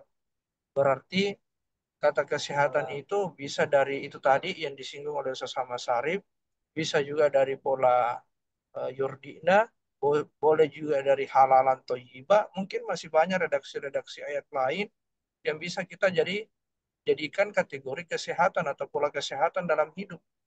Ah, maksud saya seperti ini. Kenapa saya menyinggung ini? Supaya kita sebagai ya magister tafsir ya betul-betul mengetahui bahwa Al-Quran itu sempurna sekali. Persoalan hidup itu dibahas semua. Sehingga apa namanya menjadi wawasan baru bagi kita, wawasan tambahan bagi kita bahwa betul la raiba fihi itu adalah sebuah fakta dan kenyataan yang tidak bisa kita bantah. Jadi eh, bagi kami pribadi, Pak Moderator, semua yang menjawab, baik dari pemateri, teman-teman yang menanggapi, saya pikir intisarinya sudah didapat bahwa tidak hanya satu aspek kata yang mewakili pola kesehatan, tapi banyak redaksi ayat Al-Quran yang bisa kita simpulkan sebagai pola hidup kesehatan. Mungkin itu yang dapat saya sampaikan, Pak Moderator. Saya kembalikan pada Pak Moderator. Ya, Alhamdulillah. Tadi eh, pernyataan dari saudara Zahida. Kemudian kita lanjutkan lagi ke sesi pertanyaan. Tadi ada dari saudara Ustaz Muhammad Hijaz yang ingin bertanya. Ya, halo, Ustaz Muammar. Iya, Oh ya, iya, iya. silahkan pertanyaan. Eh, terima kasih. Anu, Sebenarnya bukan panggilan gini ya. ini Haji Muhammad karena sudah haji beliau ini. Oh ya, Ya, alhamdulillah Muhammad. ya. Sudah Arafah kan? Ah, Sudah haji. Ya. Ustaz, Boleh juga tidak. ya, silakan. Oh ya, oke. Ya, ya, silahkan Pak Haji. eh, Ya, ya. Saya lihat dari tulisan saudara ini saya buka makalahnya. Wallahu alam, apakah settingan HP saya yang salah karena saya cuma pakai HP ini. Tapi saya lihat di makalah saudara ini itu sebelum bab di akhir bab 2 sebelum bab 3 itu tidak selesai. Padahal Halo. menurut saya Kenapa? pembahasan Kenapa yang? pembahasan utamanya ada di Kenapa situ yang? tentang berhusnuzon.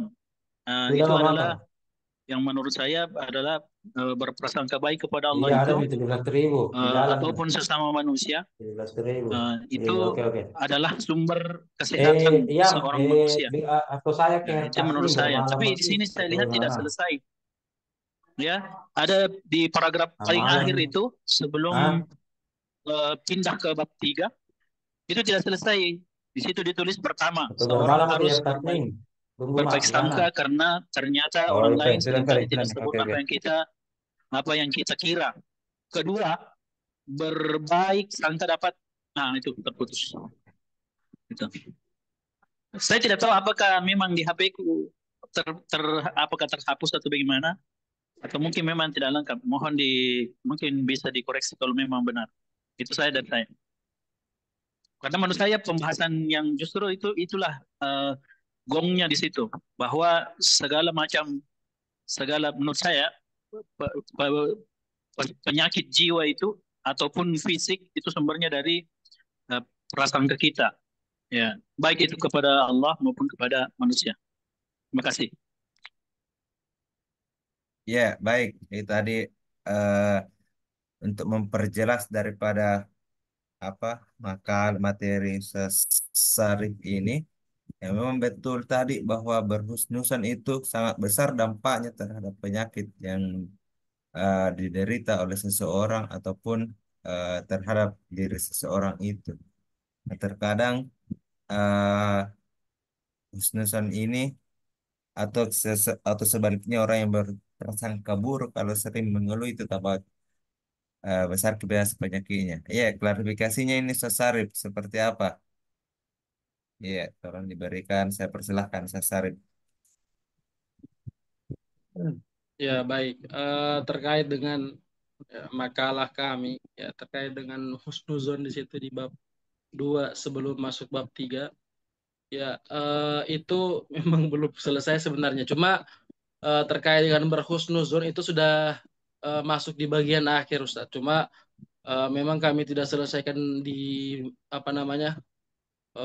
Kami tidak selesaikan untuk memberikan sampai selesai ya, bahwasanya di situ misal saya bacakan kembali ya, berhusnuzon itu berbaik sangka, artinya sebuah sikap Halo, kenapa ya? yang mewujudkan untuk berpikiran positif Iya, ya. Di 17. situ ada beberapa Berapa warna? ada beberapa Ini apa namanya, tanya Kak. Lu United ke ada 17 beberapa di. Entah berapa tuh hal yang warna? kemudian yang harus dicapai dalam berhusnuzon ini. Itu Iya, iya, iya, iya, oke, sebenarnya oke. ada 4. Cuma di makalah itu hanya ada 2 kami sebutkan. Jadi kami sebutkan kembali bahwasanya pertama itu seseorang harus baik, berkelakuan baik ya. Karena orang yang sering tidak orang itu tidak seburuk yang apa yang dikira. Yang kedua, berbaik sangka dapat mengubah suatu keburukan menjadi kebaikan. Yang ketiga, berbaik sangka dapat menyelamatkan hati dan hidup. Dan yang keempat, berbaik sangka dapat membuat hati lebih tenang. Jadi sebenarnya ada 4, cuma yang kami masukkan dalam makalah itu hanya 2 saja, seperti itu. Terima kasih. Ya, baik. Saya kira itu eh, klarifikasi daripada Ustaz Sarif dan apa namanya daripada makalahnya memang belum selesai sepenuhnya. Beliau telah berusaha untuk mempresentasikannya makalahnya pada malam hari ini. Iya, saya kembalikan ke Ustaz Muammar, bagaimana? Ya, terima kasih. Jadi jadi saya anggap ya human error ya, karena yang keduanya saja juga tidak selesai. Yang kedua berbaik sangka dapat, nah itu terputus di situ. Kemudian selanjutnya eh,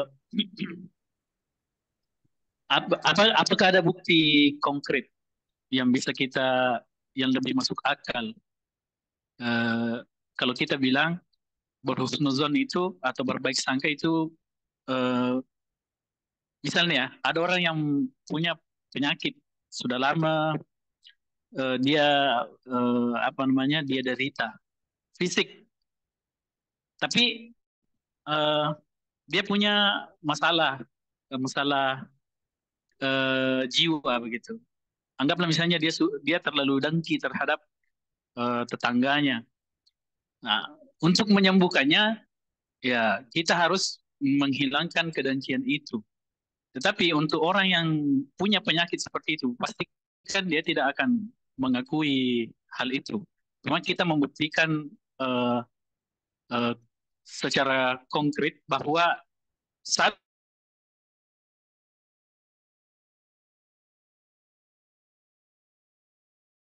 kita lakukan Yes. gitu.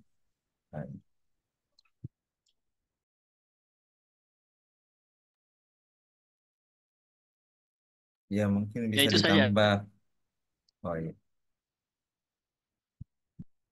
Ya, mungkin bisa ditangkap apa poin intinya dari tambahan pertanyaan Saudara Muhammad Hijaz. Mengingat kemudian waktu kita lagi beberapa menit, nah ini mungkin pertanyaan terakhir. Ya, langsung saya tanggapannya, Ustaz Sarip.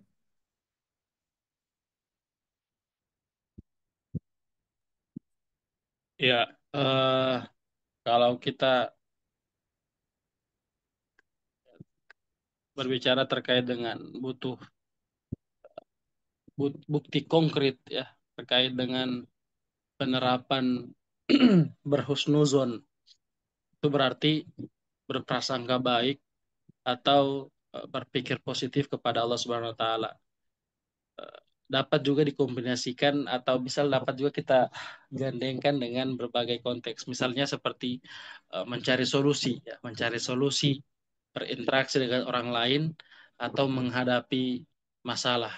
Ya, saya rasa seperti itu. Jadi hal-hal yang mencari solusi, berinteraksi dengan orang lain itu juga dapat dikatakan sebagai bukti konkret dari berprasangka baik dengan mencari solusi, berinteraksi dengan Al-Quran dan lain sebagainya.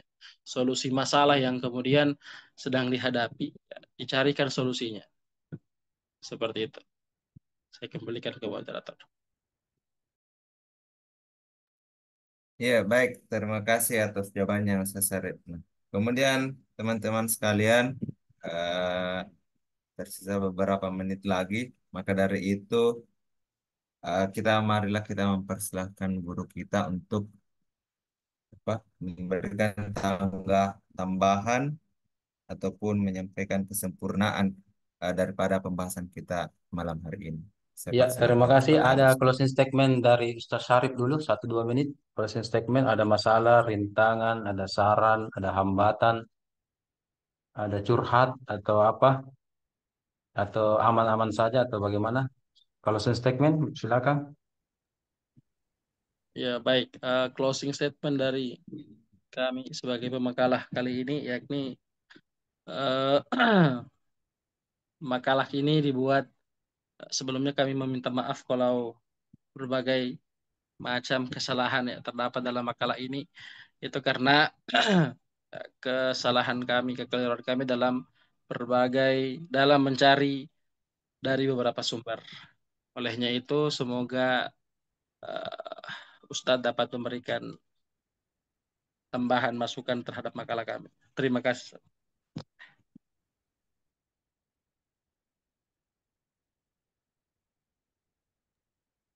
Oke, Bismillahirrahmanirrahim. Assalamualaikum warahmatullahi wabarakatuh. Waalaikumsalam warahmatullahi wabarakatuh. Alhamdulillah, wassalatu ala rasulillahi wa ba'du. Puji syukur kepada Allah, salawat dan salam kepada Nabiullah Muhammad sallallahu alaihi wasallam. Allahumma salli wa sallim wa barik alaihi. Sebelumnya, Ustaz Ayub dan semuanya, kalau hari Ahad itu ada tidak kuliah tak hari Ahad? Hari Ada Ustaz. Ahad. Ada ya? Jam berapa?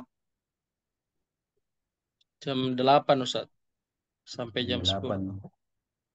8. 10 tidak ada. Tidak ada Ustaz. Kalau jam 8 di Ustaz Muammar Haji Hijaz ini, ya Hijaz ini ke Hijaz ya. Mekah Madinah itu kan namanya Hijaz dulu. Jadi kembali kampung ini Ustaz Hijaz. Hijaz. Jam 8 berarti di sana di Quran 3, sebelum subuh ya. Kalau jam 10 di Quran 5 Sore, sudah Ustaz. subuh ya. Iya. Beda 5 jam ya. Sore. Jadi, tidak, tidak, bukan sekarang. Kalau kuliah hari Ahad jam 8 pagi, kita di sana Ahad Oh iya, tengah subuh. malam. Iya, sebelum subuh, iya kan? Iya, Sampai jam 3 10. subuh, Oke. jam 2 subuh. Iya. Iya kan? Oke. Berarti kalau sudah subuh, jam 10 lah. 10 lah ya. Ustaz Muhammad sudah pemakalat atau belum? Sudah semua, sudah minta, sudah. Iya. Minta tolong nanti di grup Sesayub Sudah. pembagian makalah ya. Sudah ya semua ya. Nanti mohon dikirim ulang pembagian makalah ya siapa-siapa saja yang belum. Oke. Kalau memungkinkan misalkan kita kuliah jam 10 ya, lebih baik lagi. Ya, ya. Dan sehingga saya minta hari Jumatnya itu paling lambat sudah ada makalah. Berarti 2 hari sebelum presentasi sudah ada makalah supaya kita baca baik-baik makalah PZ ya. Oke. Oke. Kemudian setelah itu saya minta nanti kalau bisa minggu depan kita masuk Ahad jam 10 ya kalau memungkinkan. Kenapa? Saya itu punya pengajian di masjid, walaupun masjid dekat rumah. Ya, Ba'da Isya setiap hari Jumat itu, jadi istilahnya agak tergesa-gesa sedikit. Agak tergesa sedikit. Biasa itu kalau sudah sholat, ada biasa pertanyaan-pertanyaan dari masyarakat atau jamaah. Tapi kalau begini mengajar, biasa itu dulu cepat-cepat dulu. Misalkan kita, gitu. Iya, dan saya terus dekat dia dari rumah ya, tapi begitu. Kalau memungkinkan ya, tapi kalau tidak memungkinkan, apakah ada hari Sabtu atau hari apa, terserah.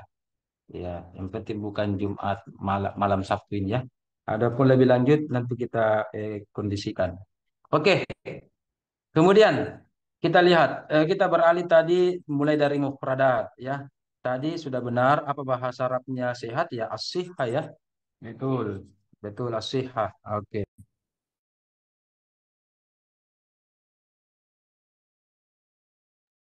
Tunggu dulu, tunggu dulu.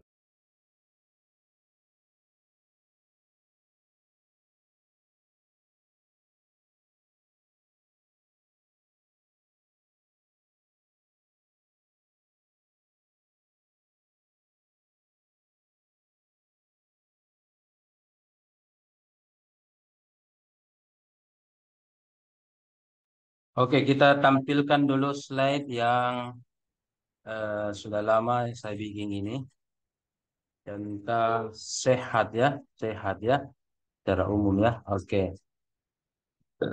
Kumpulan materi-materi kita sehat, sehat, sehat, sehat.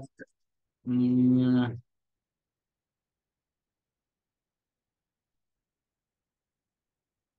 ini sehat.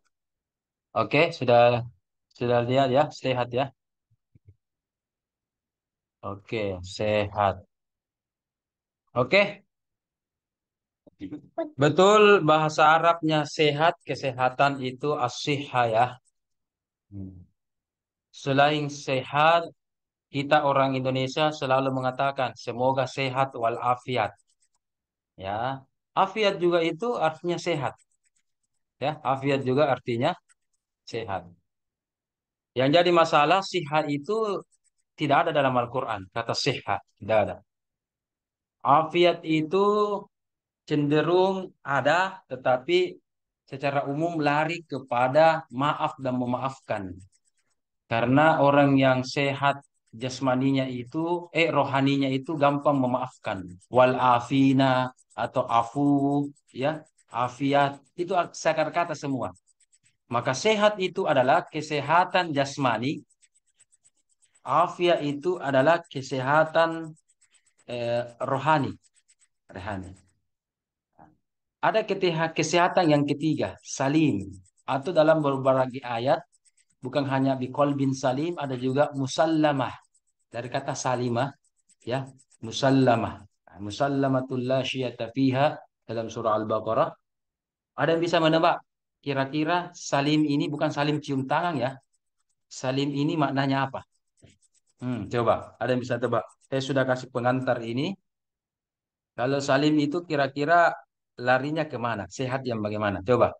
Nah, langsung bicara, coba bedanya. Ini kalau napas ini satu kali saja dipakinta, dipantik, pemantik saja, langsung paham. Kira-kira salim itu nanti konotasinya apa? Syarif, apa? Ayub, atau siapa? Bisa jawab. Salim itu kira-kira apa? Hmm. Nah, tidak ada yang jawab. Tidak ada. Keamanan mungkin Ustaz. Kenapa? Keamanan lagi. Maksudnya Iya, iya, iya.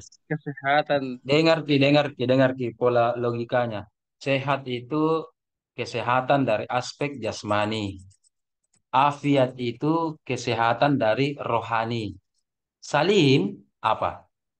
Ini namanya orang anu berpikir. Dua-duanya, Ustaz. Berarti Itu yang sehat itu gitu. itu. Salim itu adalah sehat tambah afiat. Ya, sehat tambah afiat. Kesehatan lahir batin itu namanya salim. Makanya peribahasa Arab mengatakan al-jismus salim atau al-aklus salim ya. Al-aklus salim fil jismis salim. Ya kan?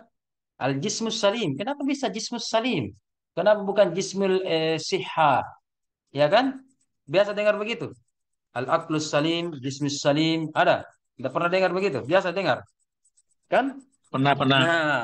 Nah, itu salim itu, maka kalau di dalam surah Al-Baqarah, apalagi ini kita baru-baru musim kurban, ya, ya, ayat tentang kurban, ya, kita kita tahu ya kisahnya bagaimana Musa dengan Bani Israel ya, baku berdebat, ma laun mahia, ma launuha dan seterusnya, ya, itu kan. Oke, di situ dikatakan kalau begitu, kalau begitu, tunggu dulu. Ada lagi ojol, tunggu tunggu.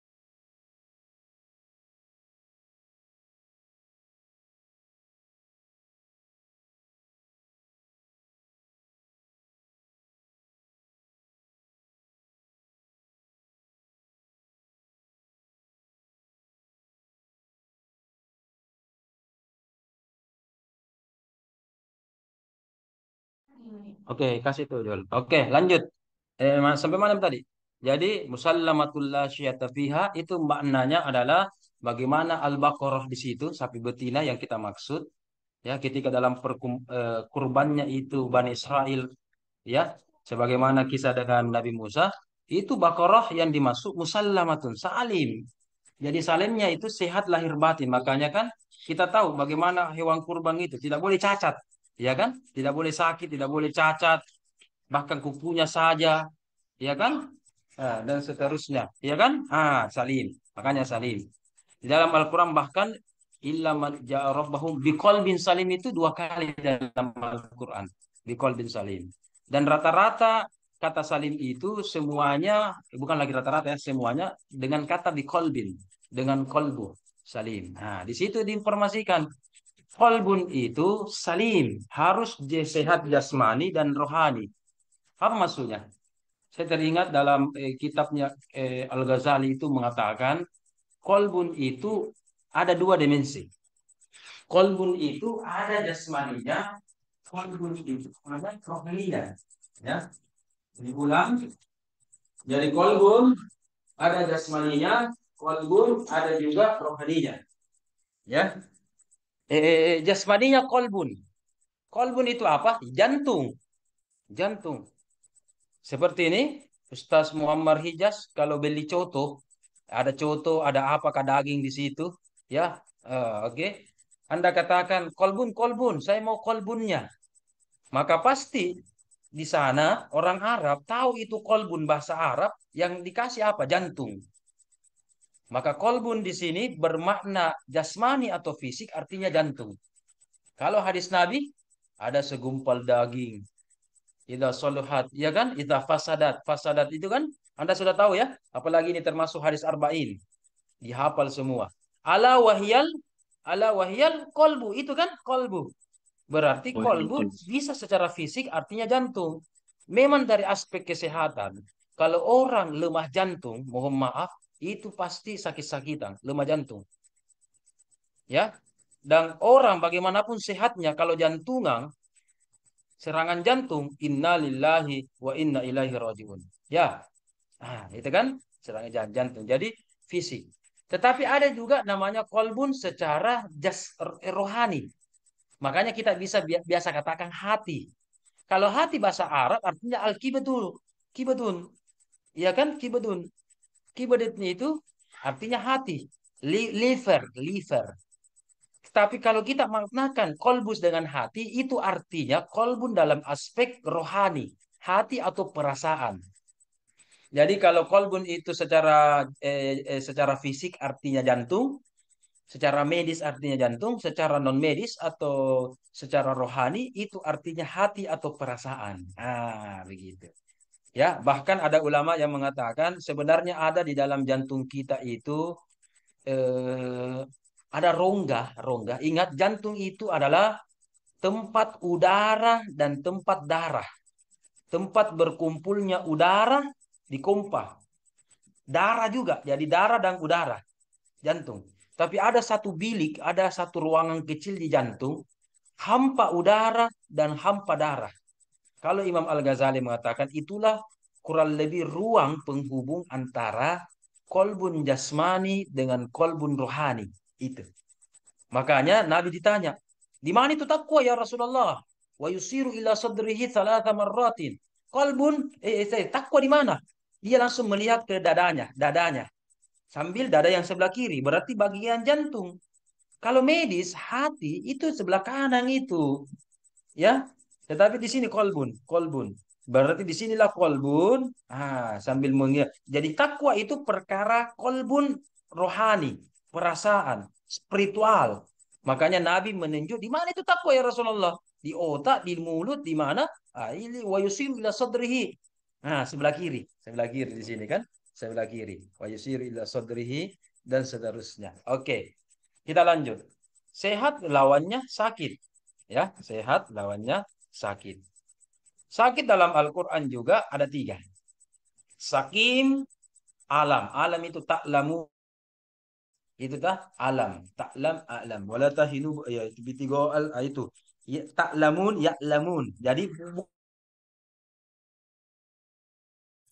alif.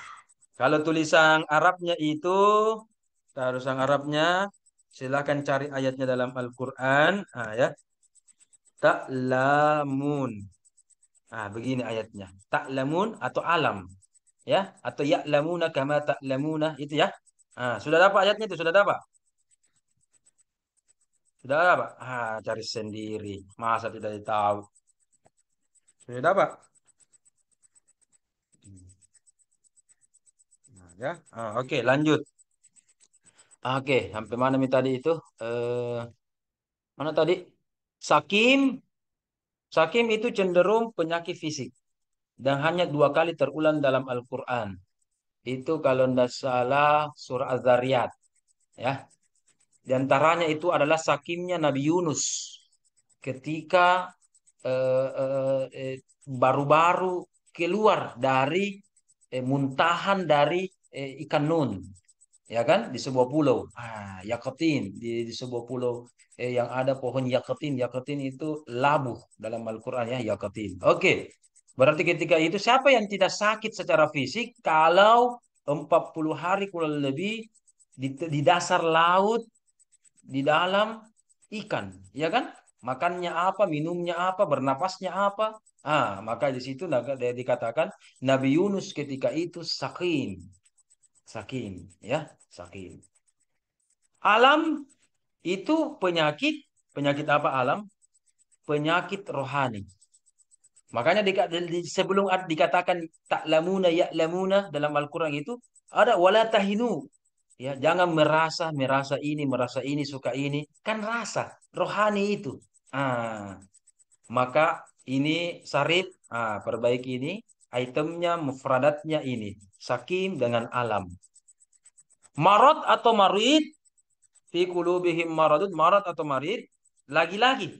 Dalam Al-Quran, fi qulubihim, kolbun. Ya kan? Sambungannya tadi salim. Ya, karena Al-Quran itu sistematis. Qalbun juga fi qulubihim maradun. Jadi kita kembali. Kulub itu tadi apa tadi? Fisik dengan apa tadi? Rohani. Maka fi qulubihim maradun itu bisa dua-duanya. Maka marad dalam Al-Quran itu bisa fisik, bisa juga non-fisik. Sehingga penyakit-penyakit maradun itu terbagi 2. Ya kan? Makanya bedakan itu dalam Al-Quran. Summun dengan al-asammu. Umyun dengan a'ma. Bedakan. Ya, bedakan. Summum dengan al-asam. Umyun dengan a'ma. Secara sepintas itu timbangan-timbangan saja, wazan-wazan. Tetapi dalam penggunaannya ada penyakit. Jadi ada lagi sakit, ada lagi penyakit. Ya, ada sakit, ada penyakit. Ada dikatakan misalkan buta. Anda harus tahu. Sekarang saya tidak mau jelaskan, cari sendiri. Yang mana buta fisik, yang mana buta rohani. Saya kasih clue. Ada umyun, ada a'ma. Ya kan? Yang mana tuli? Yang mana tuli, bisu secara fisik rohani, sumum atau al-asammu. Lihat konteks ayatnya, kaji munasabahnya. Saya tidak mau jelaskan lagi. Saya sudah berikan contoh tadi. Saya sudah kasih Om, gambaran ya. Di situ Anda akan menemukan, oh, Om Yun, Ustaz. penyakit buta. Ah, kenapa Rezki? Om Yun, Halo. buta rohani. Iya, Halo. kenapa? Iya, kenapa rohani? Kenapa rohani? Temanku itu, teman Kalau SD ku, Siti Rohani namanya. kalau kalau Om Yun, Ustaz, buta buta dari segi rohani. Kalau ama yang zohir. Anda tak balik, Ji. Lihat mi dulu. Mungkin benar, mungkin tidak. Anda tak balik, Ji. Nah, lihat mi dulu. Nah, hmm. Mungkin benar, mungkin tidak. Ya. Dan seterusnya, dan seterusnya. Biarkan nanti Ustaz Sarip revisi. Ya. Ustaz Reski sudah memberikan tanggapannya. Begitu, begitu. Iya kan? Bahkan dikatakan dalam Al-Quran, kuntu basira dulu, dulu melihat kak. Kenapa sekarang buta kak? Iya kan? Oke. Dan seterusnya. Maka lawannya basir. Basir juga itu nanti ada lawannya. Basir dengan basirah. Beda-beda tipis itu. Basir dengan basirah. Beda-beda tipis. Ada mata hati, ada mata mata ini, mata kepala. Yang mana itu nanti dilihat lagi, ya. Itulah namanya ketelitian bahasa Al-Qur'an. Ya. Adapun tadi tentang menyusui, tentang apa, itu nanti bisa pengembangan itu. Pengembangan. Makanya kami, kenapa dosen-dosen tafsir menguji di saintek, menguji di kesehatan, menguji di kedokteran, menguji di farmasi atau di kesehatan masyarakat. Kenapa? Bahkan di keperawatan, kita menguji. Kenapa? Karena yang pertama ciri khas kampus UIN sebagai pusat peradaban adalah integrasi Islam. Jadi walaupun Anda kedok, keperawatan, farmasi, saintek, ya teknik, harus ada ayatnya. Makanya dosen-dosen tafsir itu kita keliling-keliling biasa karena memang wajib. Memang wajib ada ayatnya sebuah skripsi, bahkan tesis, disertasi, ya kan seperti di pasca sekarang sudah ada jurusan kesehatan masyarakat, ada juga kesehatan S2 di pasca keperawatan. Jadi walaupun dia keperawatan, ya kan, kesehatan masyarakat, harus ada ayatnya. Harus ada ayatnya. Nah, ayat-ayat yang diberikan tadi Ustaz Syarif itu saya prediksi itu adalah banyak dari artikel-artikel kesehatan umum. Ya, bagaimana contoh-contoh kesehatan, ada tadi menyusui, ada contohnya tadi apa dan seterusnya, ya.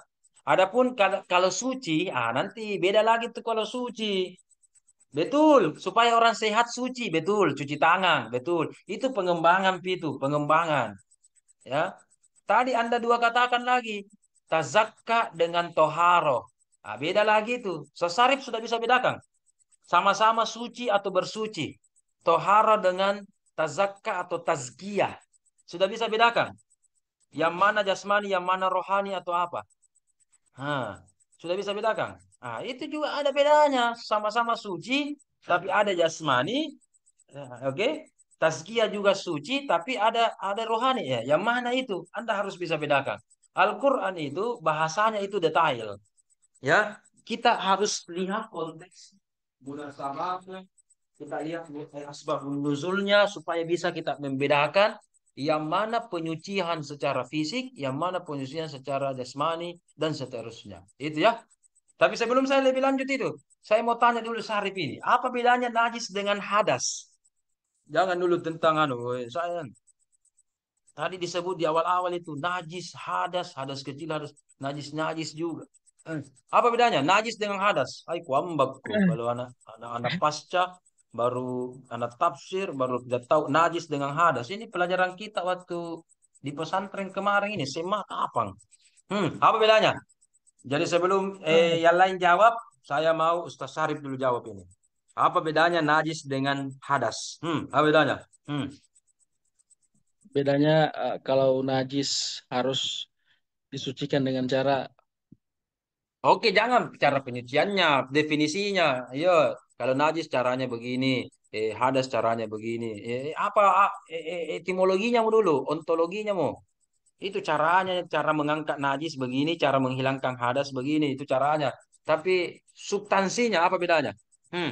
Ini najis, ini hadas. Apa itu? Apa itu? Hmm, hmm. Eh, kalau hadas bagian yang tidak suci, Ustaz. Hadas? Apa hadas tidak suci? Berarti Iya, najis pada suci. tubuh yang Begitu? manusia, Ustaz. Maksudnya pada tubuh manusia.